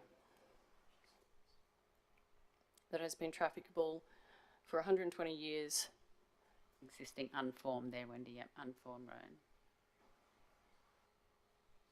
By 2-wheel drive. That in its current state prevents erosion. Under all weather conditions is the CEO's suggestions. Under all weather conditions, thank you.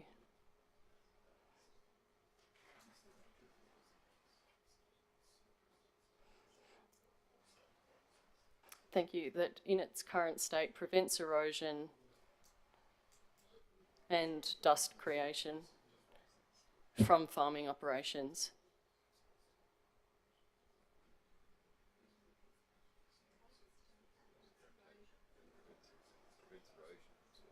What was the last bit after prevents erosion? That in its current state prevents erosion and the creation of dust and dust creation from farming operations.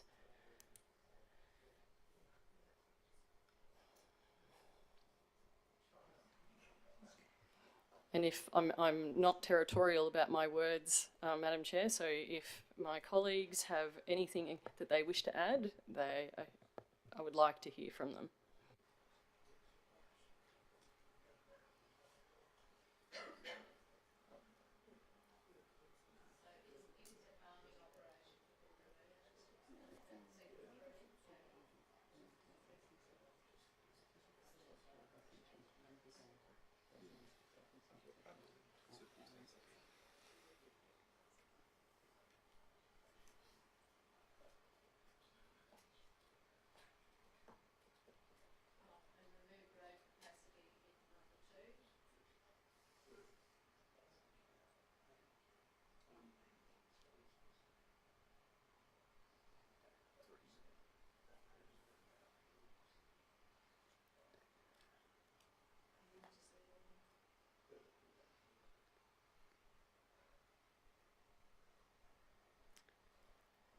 How are you going? Is that what you want? Yeah. Is there anything down, scrolling down, limited circumstances?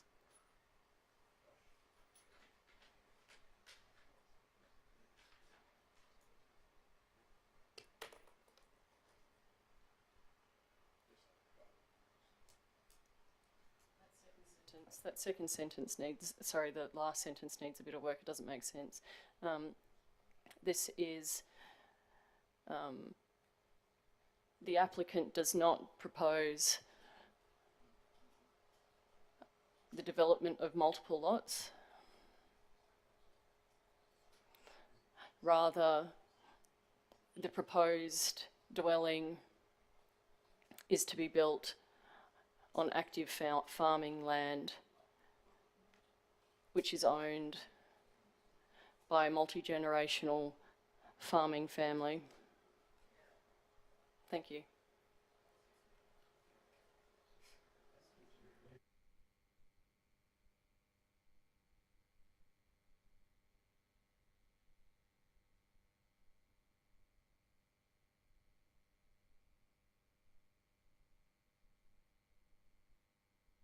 Happy where we are?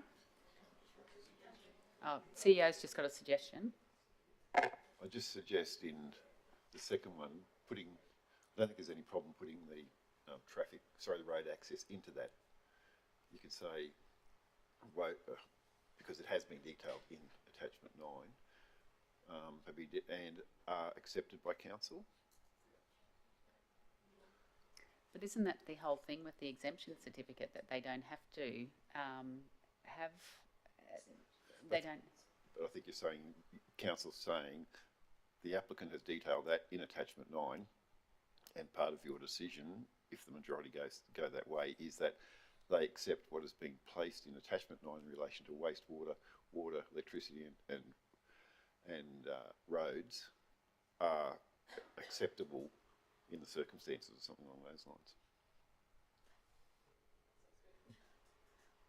Well, I just need to be clear on that. I might just provide some examples from the state website. So these are all recorded there. Exemption to construct a picnic table. We've got replace end-of-life public toilets. Establish footings. Construct a picnic hub. Construction of a driveway and a footpath. My thought is the things you've suggested are actually quite weighty. So are you able to say why? I think they should probably be geared toward the minor end. Thanks very much, General Manager. I appreciate that advice. I guess it is a matter of subjectivity, and this is the position that this particular motion that we're going to be considered takes. And if it is insufficient for my colleagues, then it will be voted down. If it is insufficient by whoever the next round, Councillor Taylor is saying that it's the state that we have to satisfy. Is that the case? Well, that's, no, the details will be up there, and you will be saying this is what we consider minor. So if there's reference to land being owned by a family for a long time, I would suggest that has carried weight today and is not minor. It could be that the road, the condition of the road, you might say, you know what, it's a very, very good road. So, but you're effectively saying this is what we consider to be minor for these exemption certificates. Councillor Carl? I'd like to flag that if this motion doesn't succeed, we actually hold this over until we get some proper advice on what is minor and inconsequential versus a statement the GM has just articulated to us, because it has huge ramifications. There are a number of historic estates owned by intergenerational families on rural property throughout this region, and if that goes up on the state website as an advertisement, there are some real ramifications there. So I'm flagging that this comes back to a future special meeting of council, subject to some further advice, if council wishes to go pursue this. I guess it sort of goes to the question too. Planning people might like to answer this. Who's going to challenge the reasons we put here? We're talking about two things. We're talking about one's the exemption certificate and one's the consequences of allowing this. Oh, absolutely. So no one will challenge it, but if I were someone else, I would look at these reasons, and if some of them applied to me, then I would make an exemption application. My understanding was always if you went against an officer's recommendation without real reasons, that there would be consequences with you with the department. Has that changed? Because that is my understanding. I think the consequences of this are more going to be precedent-based than actually departmental. Just also to qualify, they won't be up for the public to see, but they'll be on council's development website. Yeah. Sorry, it may be nothing. It may be that no one seeks an exemption certificate. The one I did speak about before Christmas last year, that was part of an approval process, so they did not seek an exemption certificate. But ultimately, it's a matter for council, but I think you have to tie your reasons to the exceptional reasons that this is minor and inconsequential under the Act. So you have to say this doesn't need a development application because what they're doing is minor and inconsequential for these reasons. Yeah, Councillor Somerville. Thank you. Look, I really appreciate that advice. My thinking on it is, though, you know, we're talking about it's going to set precedents or whatever, but if we detail the exceptional circumstances that we see here today, that makes it harder for somebody to say, well, they got it, why can't I? Because we can detail all the reasons why here, and that's why I think we do need the detail rather than, and I understand where you're coming from about the minimalist side of it, but I think that this helps with the precedent argument if we've got all the details as to why we actually formed that opinion. It wasn't just one of them, it was multi-pronged reason why, you know, all these ducks were in a row as a reason why we approved it rather than, you know where I'm coming from? Oh, absolutely. I think the issue here is you can only grant them under exceptional circumstance. So the one you're seeking is the effects of the development would be minor and inconsequential.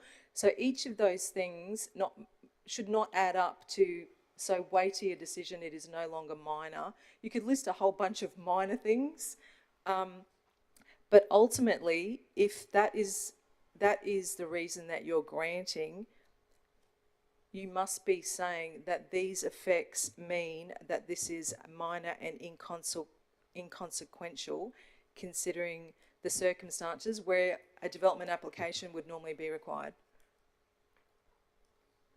I guess it's almost the opposite of how we normally look at things, isn't it? We're looking at the exemption solely rather than whether it's a worthwhile application. So in a different environment, you might grant an exemption. An exceptional circumstance might be financial distress or those types of things. Here, the criteria, it doesn't allow you to be broad. So you really have to stick to reasons that are minor and inconsequential. Something like the road, it might well be that it's minor. Yeah, thank you. I'll just go to Councillor Farquhar, Councillor Sumfield, then Councillor Thank you, Chair. I was just thinking, if we do just need to look at the minor and inconsequential, then yeah, if we just say due to the quality of the road,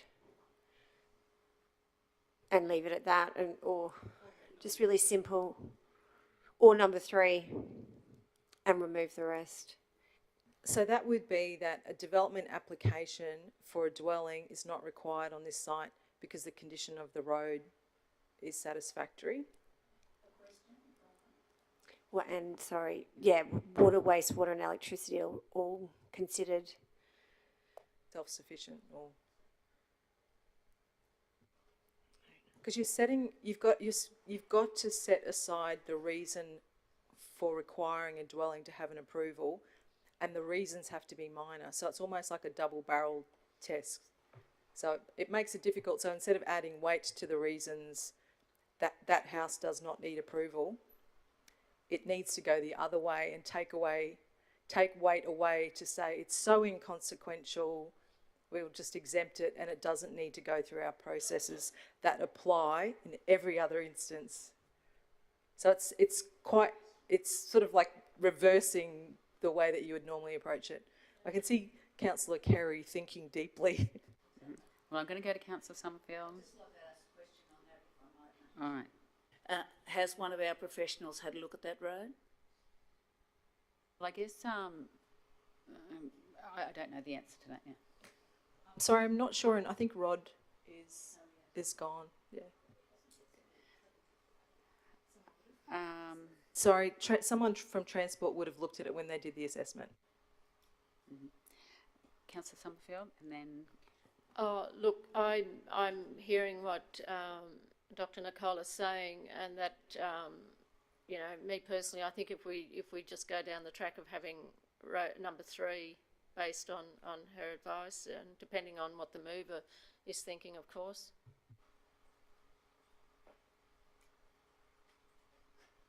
Thanks, Madam Chair. The mover was going to suggest exactly that. Given the General Manager's advice about not adding weight to the reasons, then the removing 1, 2 and 2 and just keeping 3, that the existing unformed road access has been trafficable for so on and so on. Sorry, we've come up with a couple of suggestions, and it could be something like existing infrastructure is sufficient. There's amenities not disturbed as no near neighbours. That's good. Thank you.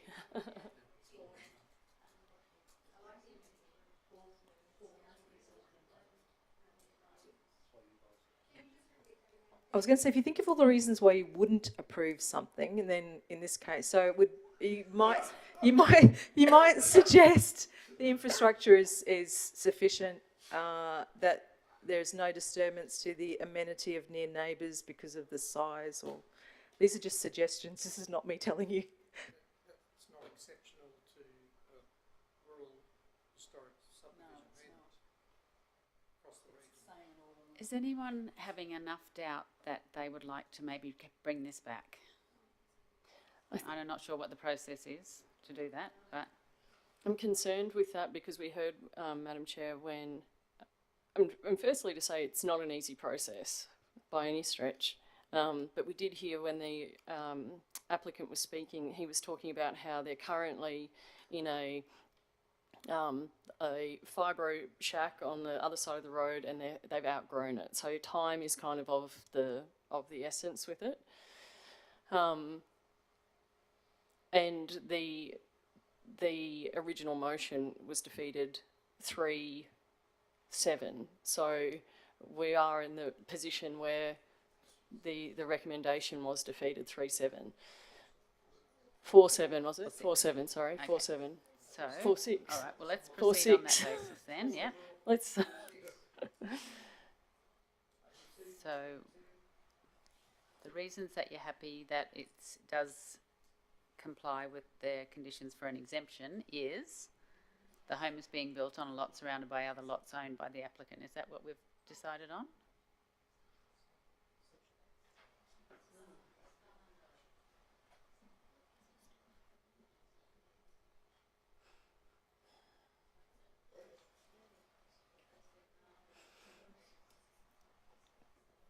Can we just go back down actually for the home is being built on a lot surrounded by other lots owned by the applicant. Can we consider that the home is being built on a farming lot surrounded by other farming lots owned by the applicant? And the lots aren't farming lots though. they are. No, they're a historic subdivision of other lots, small And maybe we just call it a day with that one reason. The home is being built on a farming lot surrounded by other farming lots owned by the applicant.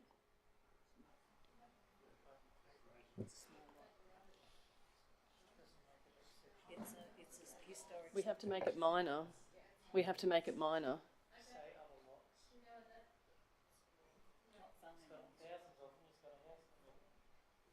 Sorry, Tim? Sorry?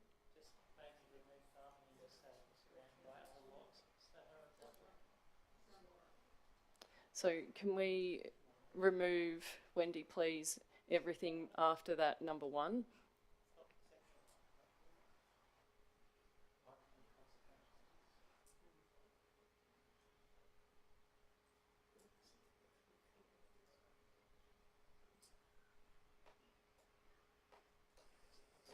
So that's where you've landed, do you think?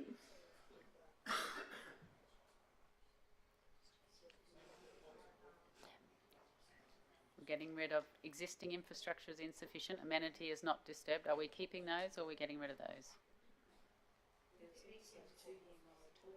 We need to keep it just as minor as possible is the advice from the General Manager.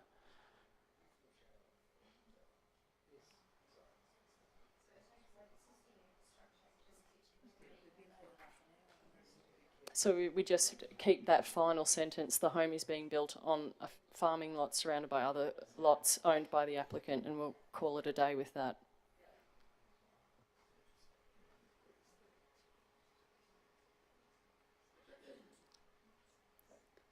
Okay, you've finalised your motion there and the reasons you've... Yep.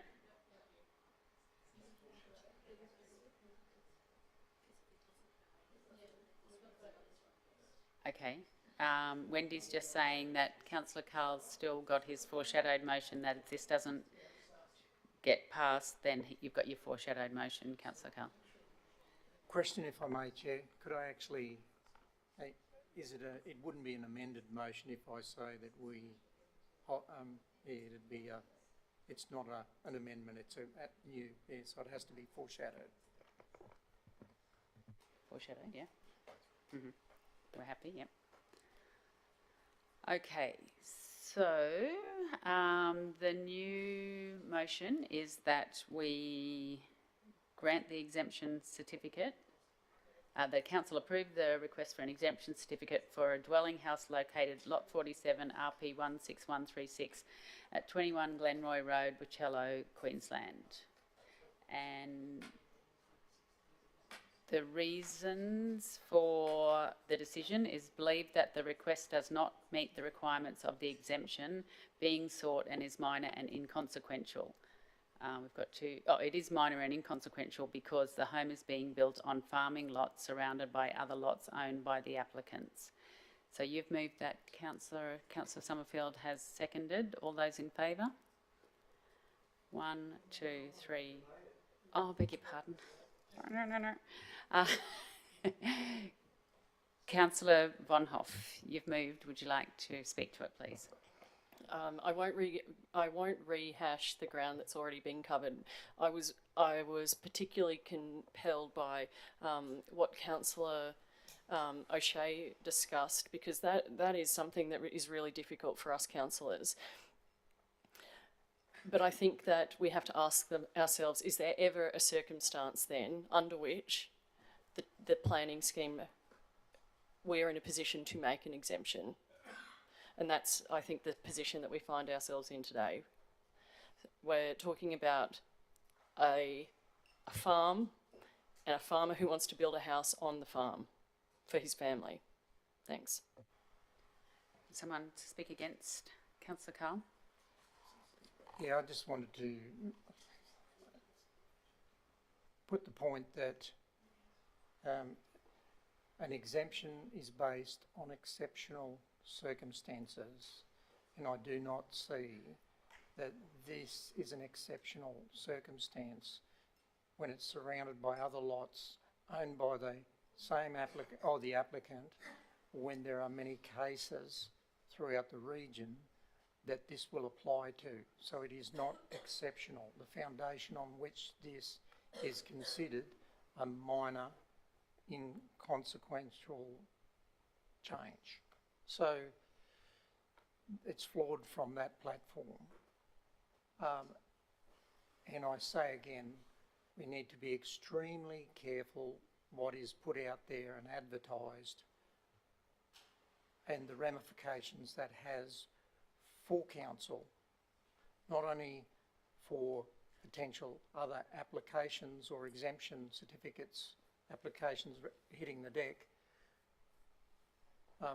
but there's quite a, I foresee quite a body of work in the new planning scheme on how we might even entertain plugging holes to avoid the ramifications possibly from this. Thank you, Councillor Carl. A speaker for the motion? Councillor Melissa Taylor. Well, I see this as definitely a minor and inconsequential, because this is one house built on one lot out of 68 lots, and all 68 lots are owned by the applicant.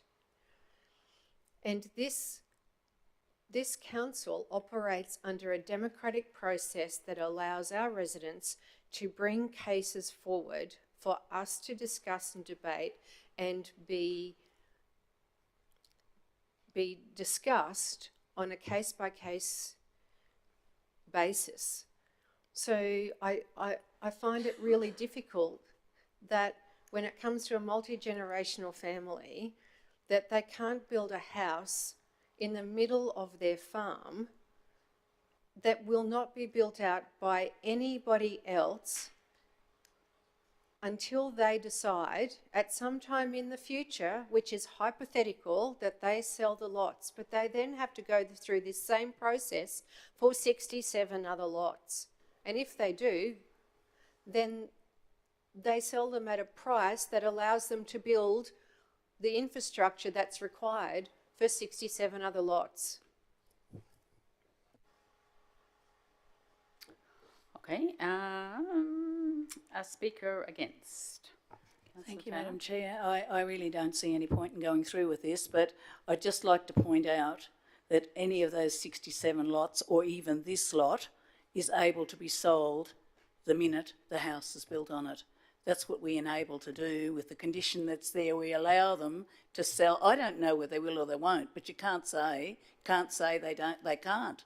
And the fact is, you haven't seemed to grasp the fact that there are hundreds of these all over, I think, 400 or something, historic subdivisions, one just at Valeview. So, and they're all on farms, multi-generational farms.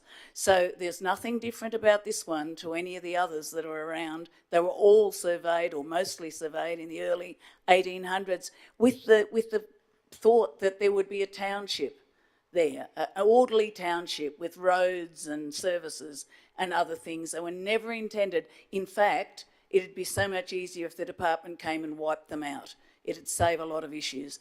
We have a planning scheme for the very reason to guide development and make sure it's orderly and well serviced.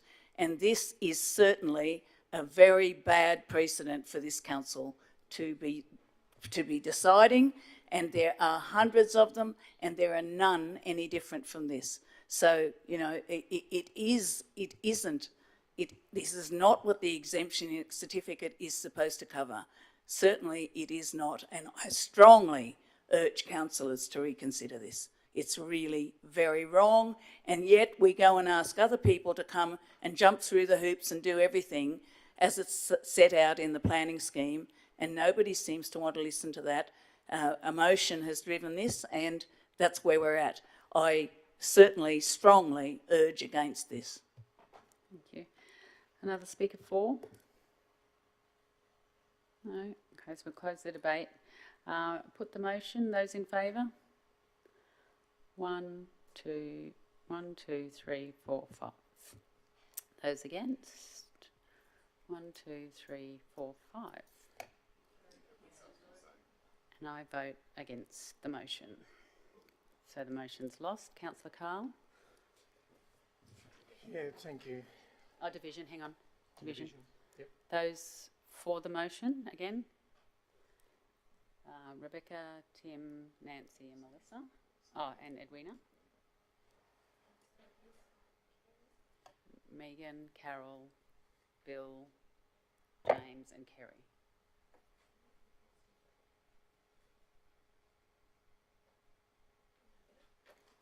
Councillor Carl? Yeah, thank you, Chair. Look, that's it there in a nutshell. I don't wish to speak to it, except could I ask in the meantime that both the planning officers and the ISG officers, subject to the applicant being willing, Cam and Mark, to talk with them about how we might arrive at a position and to assist in moving this forward, because I just think we place council and future councils at risk of trying to make policy on the run here without considering all the details and considering carefully what the officers have put to us.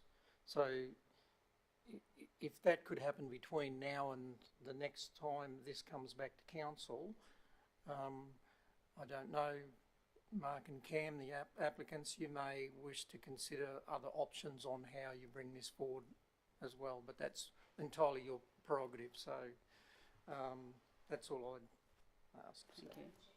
Hang on, we've got a couple of questions here. Councillor Taylor? Probably need a second to do you, Chair. Hang on, I'll get a second if you second. Councillor Taylor? Madam Chair, this has been refused. We are in a position where we don't have to do any more today. Hasn't been refused. Councillor Carl, I think, is just wanting the applicants to work And with council I agree with to go that, through but the process. yeah, but they'd have to go through an MCU. I think that's what you're urging, isn't it, Councillor Carl? Yes. Councillor Summerfield, do you have a question? I think the foreshadow motion is he would move that further consideration of this report be deferred to a future special meeting of council. It's not voting it down. It's not saying, no, you can't have it, because we've already had that failed. Yes. And I think we should stick to our game. I don't think we should be suggesting to the applicant what he should or should not be doing. And I think we need to just be a little bit cautious how we move forward. Thanks. Sorry, I beg your pardon. That's my fault. You are suggesting, Councillor Carl, that it be deferred and come back to a future meeting. Yeah, Councillor O'Shea has seconded that. Debate? So, Madam Chair, can I just ask a question there? What, the application for a certificate of exemption? Or what? Because we've just refused that. So why are we now going forward because be deferred because the vote has just refused that application for exemption? Help me. Yes, GM. Thank you. Call for help. I'm here. Can I just alert councillors? So as part of the MCU process and the process of developing an infrastructure agreement, it's not uncommon for us to enter into terms such as accepting different conditions on roads, delaying roads being done. I can see Rod, so this was a point Rod raised earlier. So there are a range of things that we can condition the MCU approval and the infrastructure agreement where we actually work with our clients. Actually, and I've gotten even Mike nodding there as well. Thanks. Well, if that provides any assurance to councillors. Thank you. Councillor Carl, you're the one who has moved the foreshadowed motion. Where would you like to go from here? Well, that's simply why I raised it, because of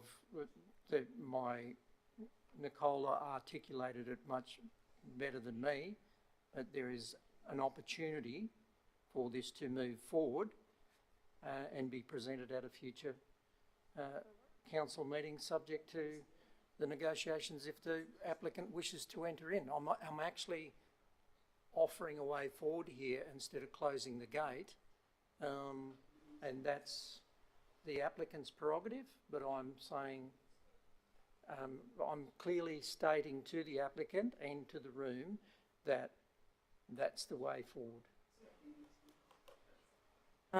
Thank you. So prior to an MCU being lodged, we're not able to agree to conditions, obviously. But certainly if an MCU were to be lodged, we do pre-lodgement meetings as well. And we generally work with clients to come up with something that's suitable, and we also take into account their financial circumstances, and that's just part of the role that we play. So I think today is the motion to defer the exemption, or is it to defer and come back with the option to investigate an MCU? But isn't that up that, to the but applicant? we need them to lodge the MCU. Yeah. Okay. So we can't. We can't be prescriptive. It is entirely up to the applicant if it does come back to council or not. So that if subject to that, it'd be considered at a future meeting. So, thank you. So if an MCU is lodged, this would likely just be decided with the applicant. We would just work to look at the conditions, and then also look at, for that infrastructure agreement, what can be delayed, what standards, conditions can be accepted on the road. It wouldn't need to come back to council because it's not a considerable.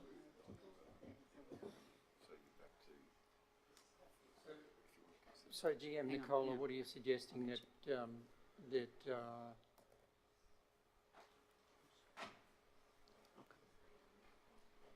well, if it doesn't need to come back to council, if it's refused, we can work with them to lodge an MCU. If you go with the original councillor's officer's suggestion, and then we are very happy to work with the applicant, and so will Mike's team, in terms of the conditions, because it seems to be the cost of the road.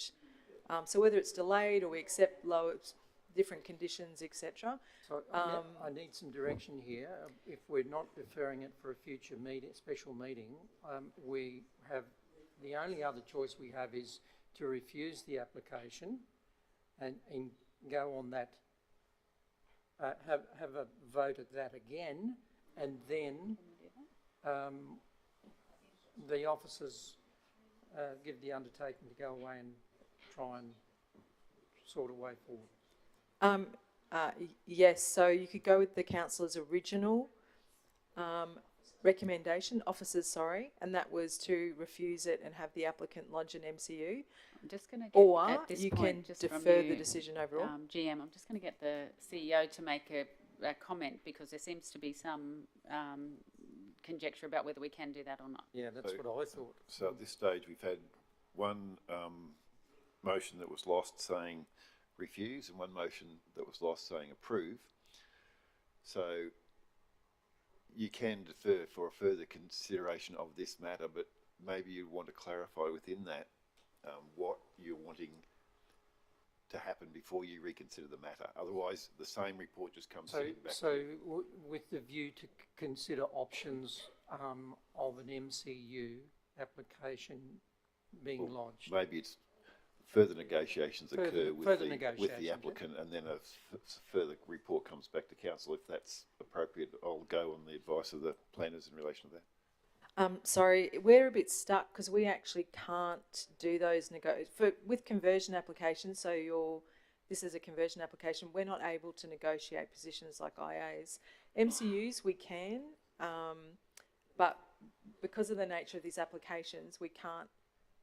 We actually can't come up with an agreement before we assess it as an MCU. So we're a little bit. It's not that we're not trying to be helpful. We're just a bit stuck to by what we're able to do. So, CEO, can we vote on the original motion?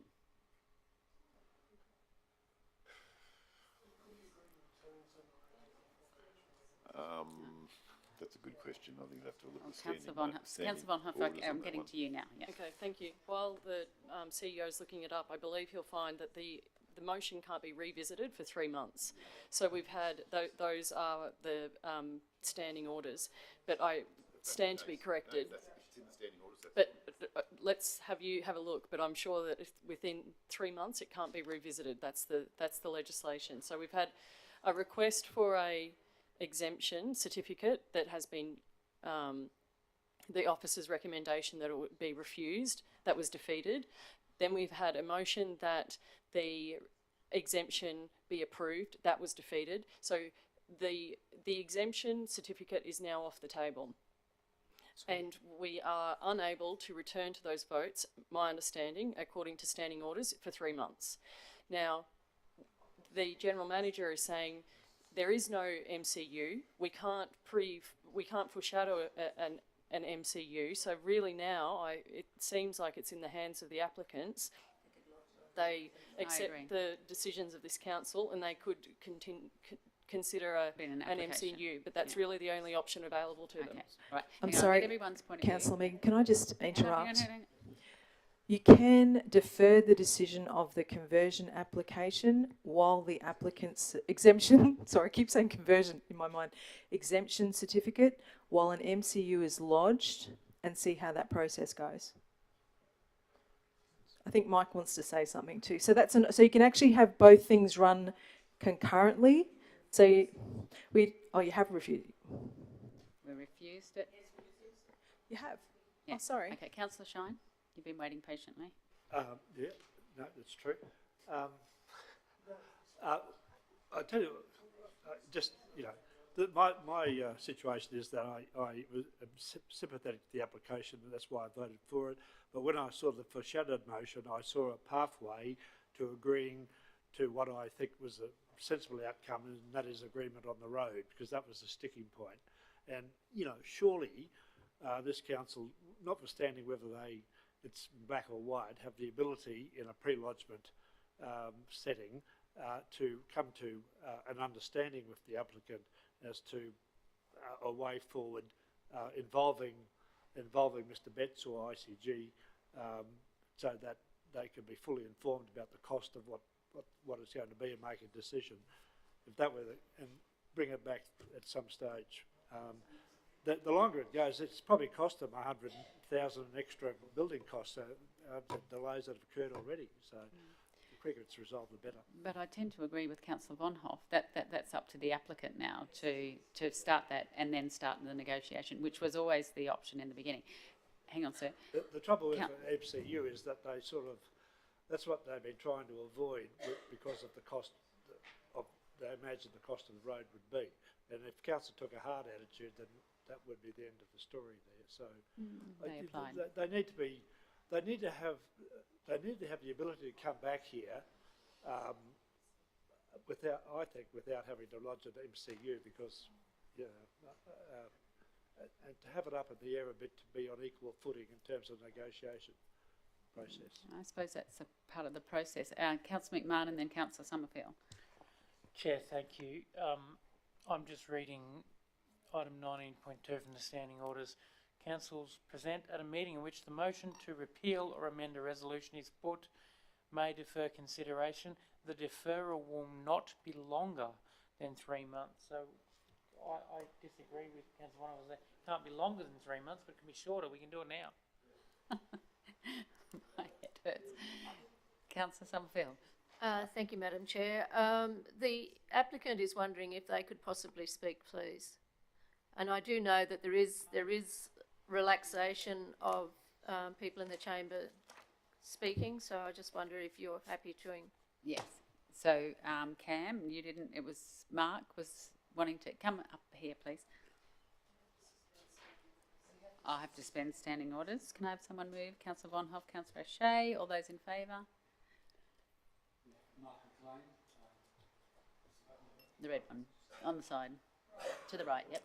Mark McLean, actually owned the property, bought by my great-grandfather in the 1800s. Cam just wanted to move home, work on the property, build a house.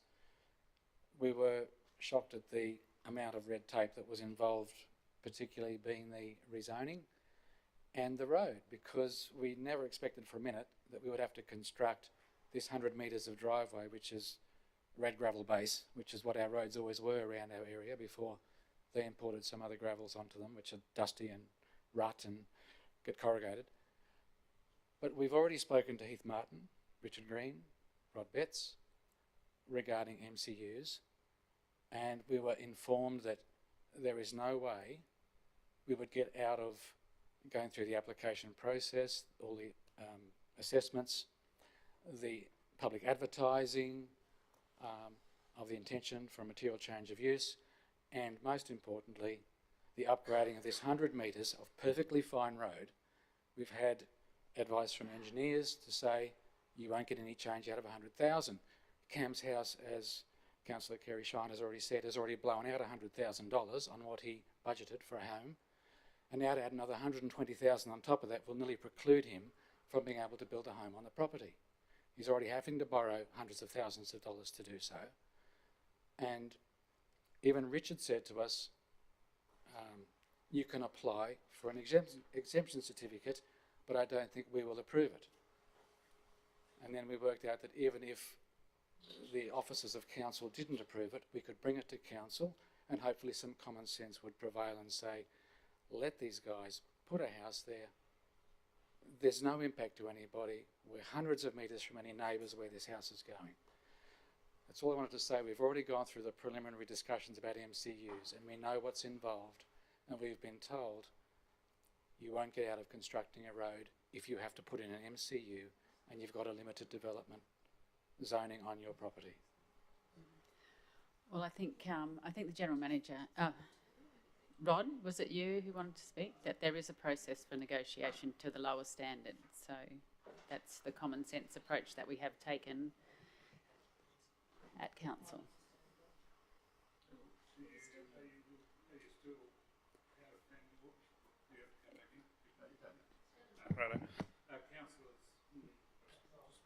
Mike.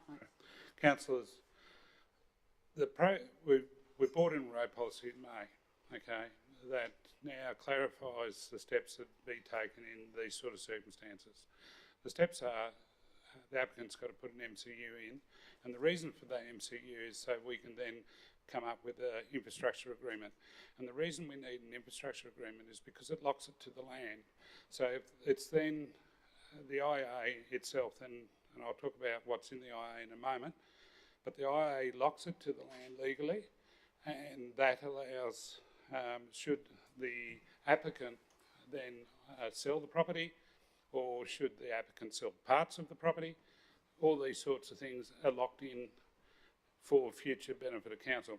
Currently that section of road is unformed and unmaintained by council, okay, and as the applicant said, is quite reasonable for their current use. So back to the IA, what goes into an IA? It is up to council of the day, or officers, to negotiate what is fair and reasonable for that. In this case, it could quite reasonably be leave the road as is until such time, and this could be the type of condition, I'm saying this without prejudice or whatever I need to put around there, until such time as another section of the property is sold, or as another section of the property is wanting to be built upon. Okay, so therefore we can use the IA as the instrument to control future development, okay, and reduce the potential impact on council, when I say council, our community, by us having, inverted commas, the responsibility for that section of road in the foreseeable future.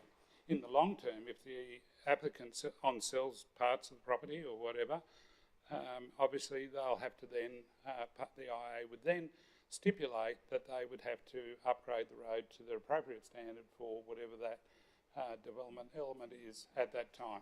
So that helps council in the short term, in that we get something locked in respect to that piece of road, so we don't get the issues that we have with houses proliferating on roads that are unformed and unmaintained. But it also is a balance to the applicant in respect to trying to come up with something that is applicable, more applicable to their situation, and trying to take in consideration of that. Recently in town, in some IAs that we've looked at, we've tried to talk, again, there's been this advice given to some applicants to try to manoeuvre around the MCU, but the MCU is what's actually a positive for them because of the IA that comes out of it. It helps council, but it also helps them into the longer term as well. And we can look at what we call, as you see under council policy, what we call long driveways, okay, which is are not preferable, but where there's a single house getting access, that's what we've gone with in a couple of others. Some are putting in concrete driveways around the couple that we've done, and ones that thing. So they do get, unfortunately, they do get a bit muddled up and confused by applicants, and also advice from building certifiers and planners and others that aren't probably up to speed fully with council's policies. And since it only went through in May. But that sort of would, I think, reasonably work in this case, and that would be a position that, well, from Rod and myself's perspective, we'd be happy to work with the planning team in respect to that sort of structuring an IA in that sort of fashion, and making it hopefully work for all involved, including council, protecting council's interests, but also ultimately protecting the, having minimal cost impact to the applicant. I appreciate that, Mike. Now, do I need to move back in to reinstate standing orders? Yes. Can I have someone move? Councillor McMahon, seconded by Councillor Taylor. We reinstate standing orders. All those in favour? Yes. Just a question as to whether or not we can defer this, but at the same time lodge a MCU. Can you do? Well, my understanding is because it's been lost and then the other was lost, it's just off the table.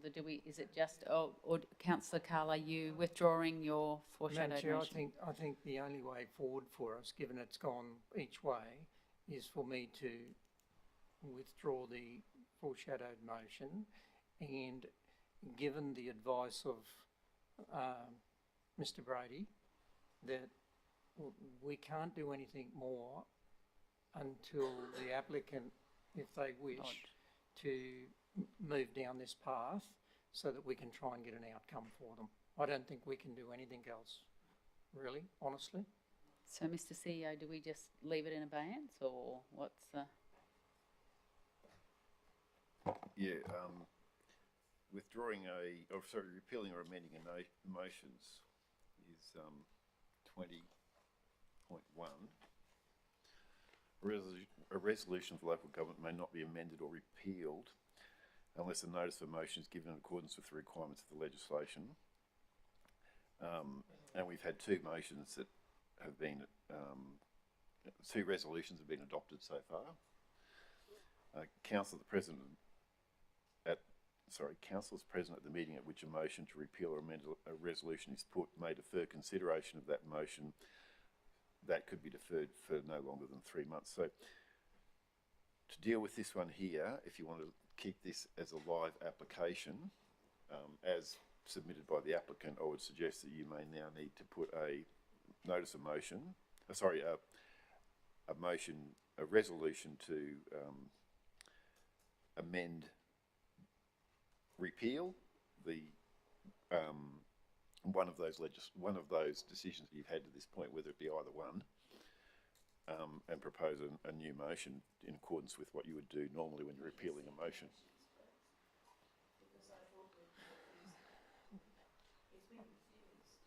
It's been refused, but it's also been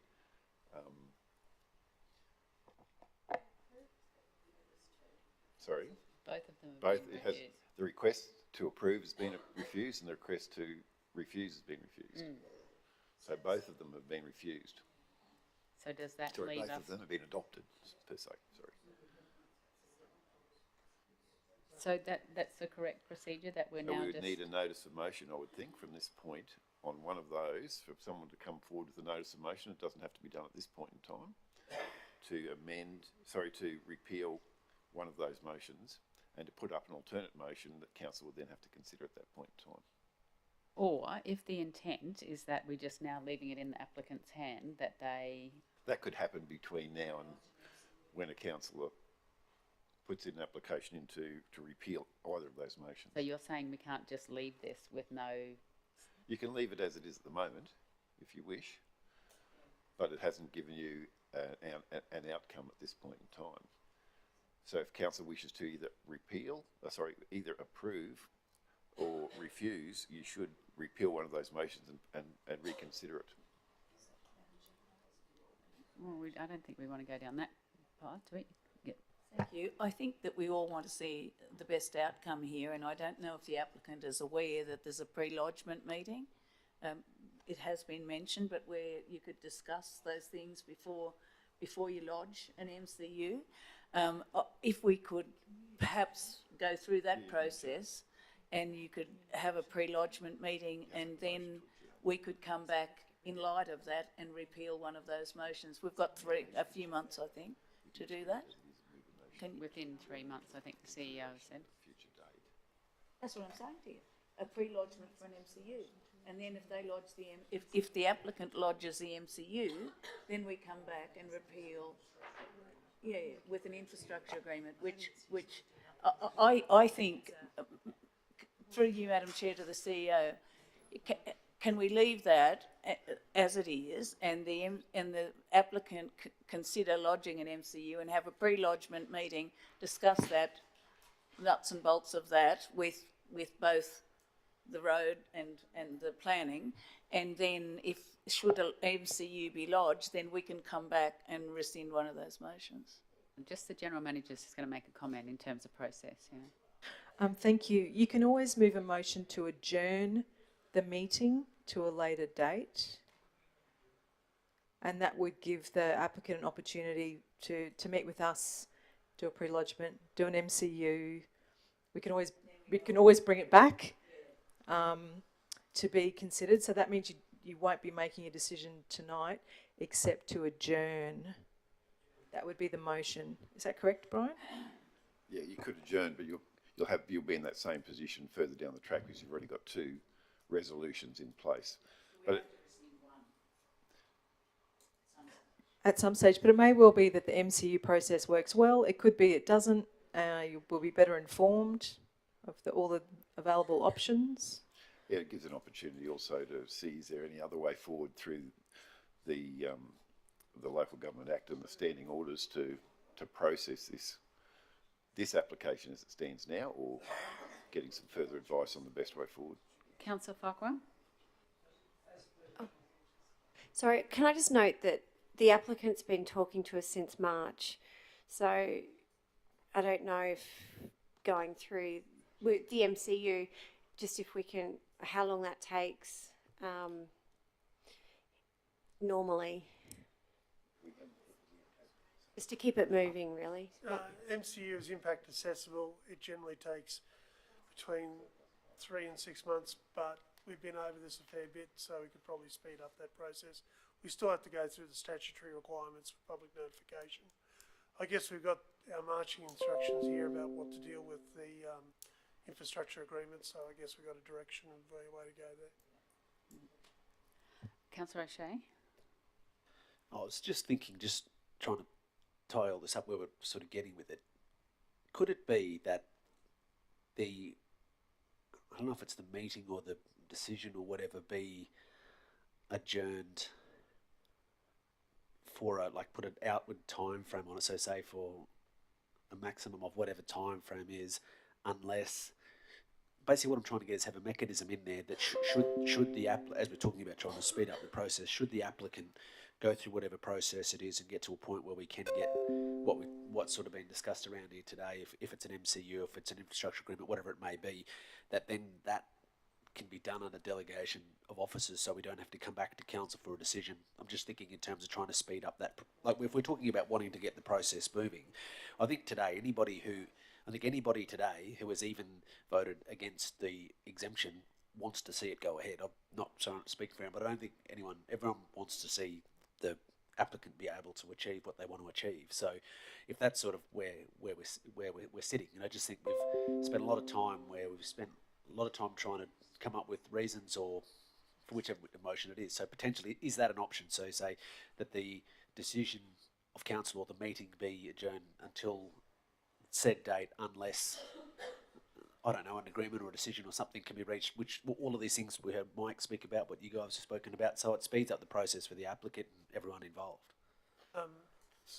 Just with, could we just rescind both of them and then maybe have a resolution where you delegate it to the officers to make the decision, and we'll just hold it in abeyance until we deal with the actual material change of use infrastructure agreement. You have to give notice. You can't do that here at this meeting. No, you can't do it. No. Can I make a suggestion? If you feel strongly one way or the other in terms of refusing or approving, then repeal one and, well, you can still repeal one, put up a new motion. Doesn't matter if it's a similar motion. It doesn't have to be a drastically different motion. I'd suggest you repeal both and then Yeah. a clear way to do both. Yeah, so you can repeal both and essentially start again. If you want to buy yourselves time, you can always adjourn it. You can come back to the next available date if it's just about getting a strong idea of what your views are. It could well be in that time we also, if the applicant's happy, the applicant starts working on an MCU. I think where there's indecision, it's always useful to buy yourself time one way or the other. Whether it's an extra night, an extra week, or an extra several weeks as we get an MCU underway. But if you repeal both, and then it's either, if you've got a strong preference, you can put up a motion for a decision tonight or adjourn. Would you agree, Brian? Yeah, and if you having conversations with the applicant about the MCU process, and they're happy to proceed with that, they could always just withdraw this application and that will be the end of it. This particular application, if they're happy with that, or if we're still proceeding and want to consider that, we'd repeal both and put up an alternate recommendation that would then go before council, and you'd have to go through the similar process through what you went to today to see how your numbers fall on that at that day. Now, Councillor Summerfield, you had your hand up. Thank you, Madam Chair. And, you know, if we do whatever we've got to do to get out of this stalemate, I guess. But in relation to if an MCU does get submitted, I don't want our opportunity to call that in if we need to, if the IA actually indicates you're going to wreck that really good road. I would want that called in. So I don't want to lose that ability to do that. Thank you. Thank you. You're welcome to call it in at any time, and the team has actually said that the payment for the exception certificate can actually be transferred and taken as part of the cost for an MCU, if the conversion is ultimately withdrawn. Exemption. Sorry, I keep saying I've got conversion applications in my mind. Sorry. Okay.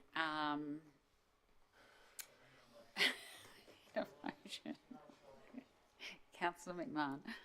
We are going around in circles for a while. I was enlightened by the words of the General Manager of Infrastructure, who said that we can seek, Mike and I welcome your wording here, to establish an agreement, infrastructure agreement, with the applicant whereby the need for a new road is deferred until such a time as the property is sold or okay. So may I wordsmith something here, because we're not going any other option. And Wendy, if I could outline this and wait till I finish before you shoot me, because if we hang on, let Councillor McMahon talk. You've got to go through the MCU process and withdraw those to do that. But we can't. Well, can we pass a motion, Brian, saying that council seek to establish an agreement? No, because we have no We MCU need to wait application. for the application. That's What the we're problem. dealing with Let's here is try. the exemption. That's right. Is the exemption.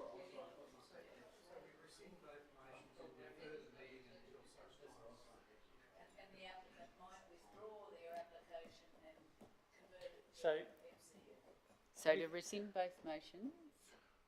You don't do that here, though. You've got to. That will have to follow a process where council will have to put up a notice of motion to repeal. Can I suggest, if you adjourn it, at least give yourselves a little bit of time to think about it. In the interim, we can work with the applicant to see if the applicant's happy to do an MCU. If not, we'll schedule this for the next available special meeting. You would have had a bit of time to think about it. We would have looked at whether the applicant's happy to submit an MCU. We'll be able to keep you better informed of the circumstances, and then you may be better placed to make a decision. To do that, you have to you would repeal at least one of the motions and put that up as a motion.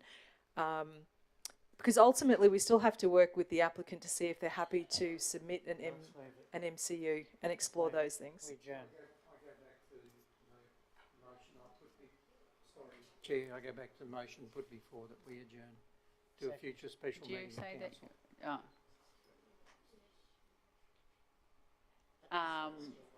So, are you moving that, councillor Carl? You're moving his foreshadow motion that he withdrew?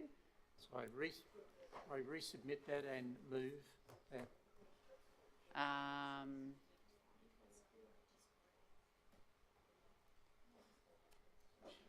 That this, you're saying that this meeting be adjourned to a further special meeting, aren't you, councillor Carl? Is that right?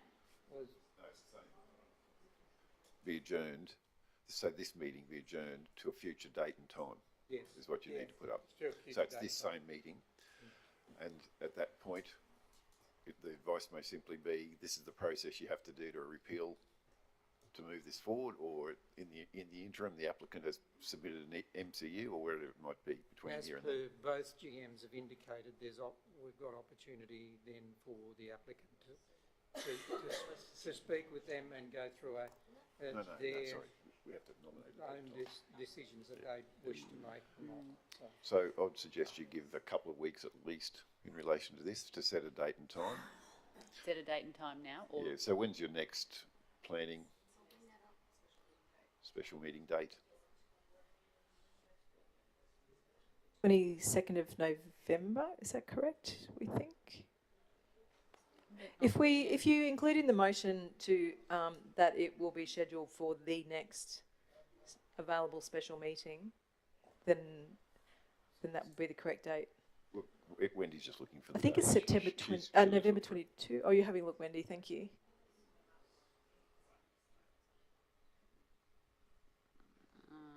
we might have special meetings for other stuff though.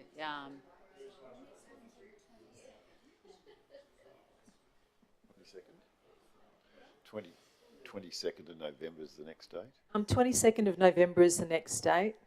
So if you're happy, we can put that in the motion.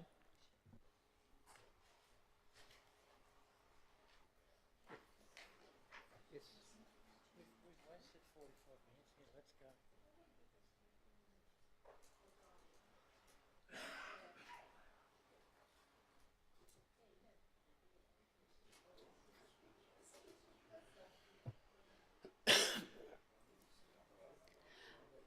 Okay, we are at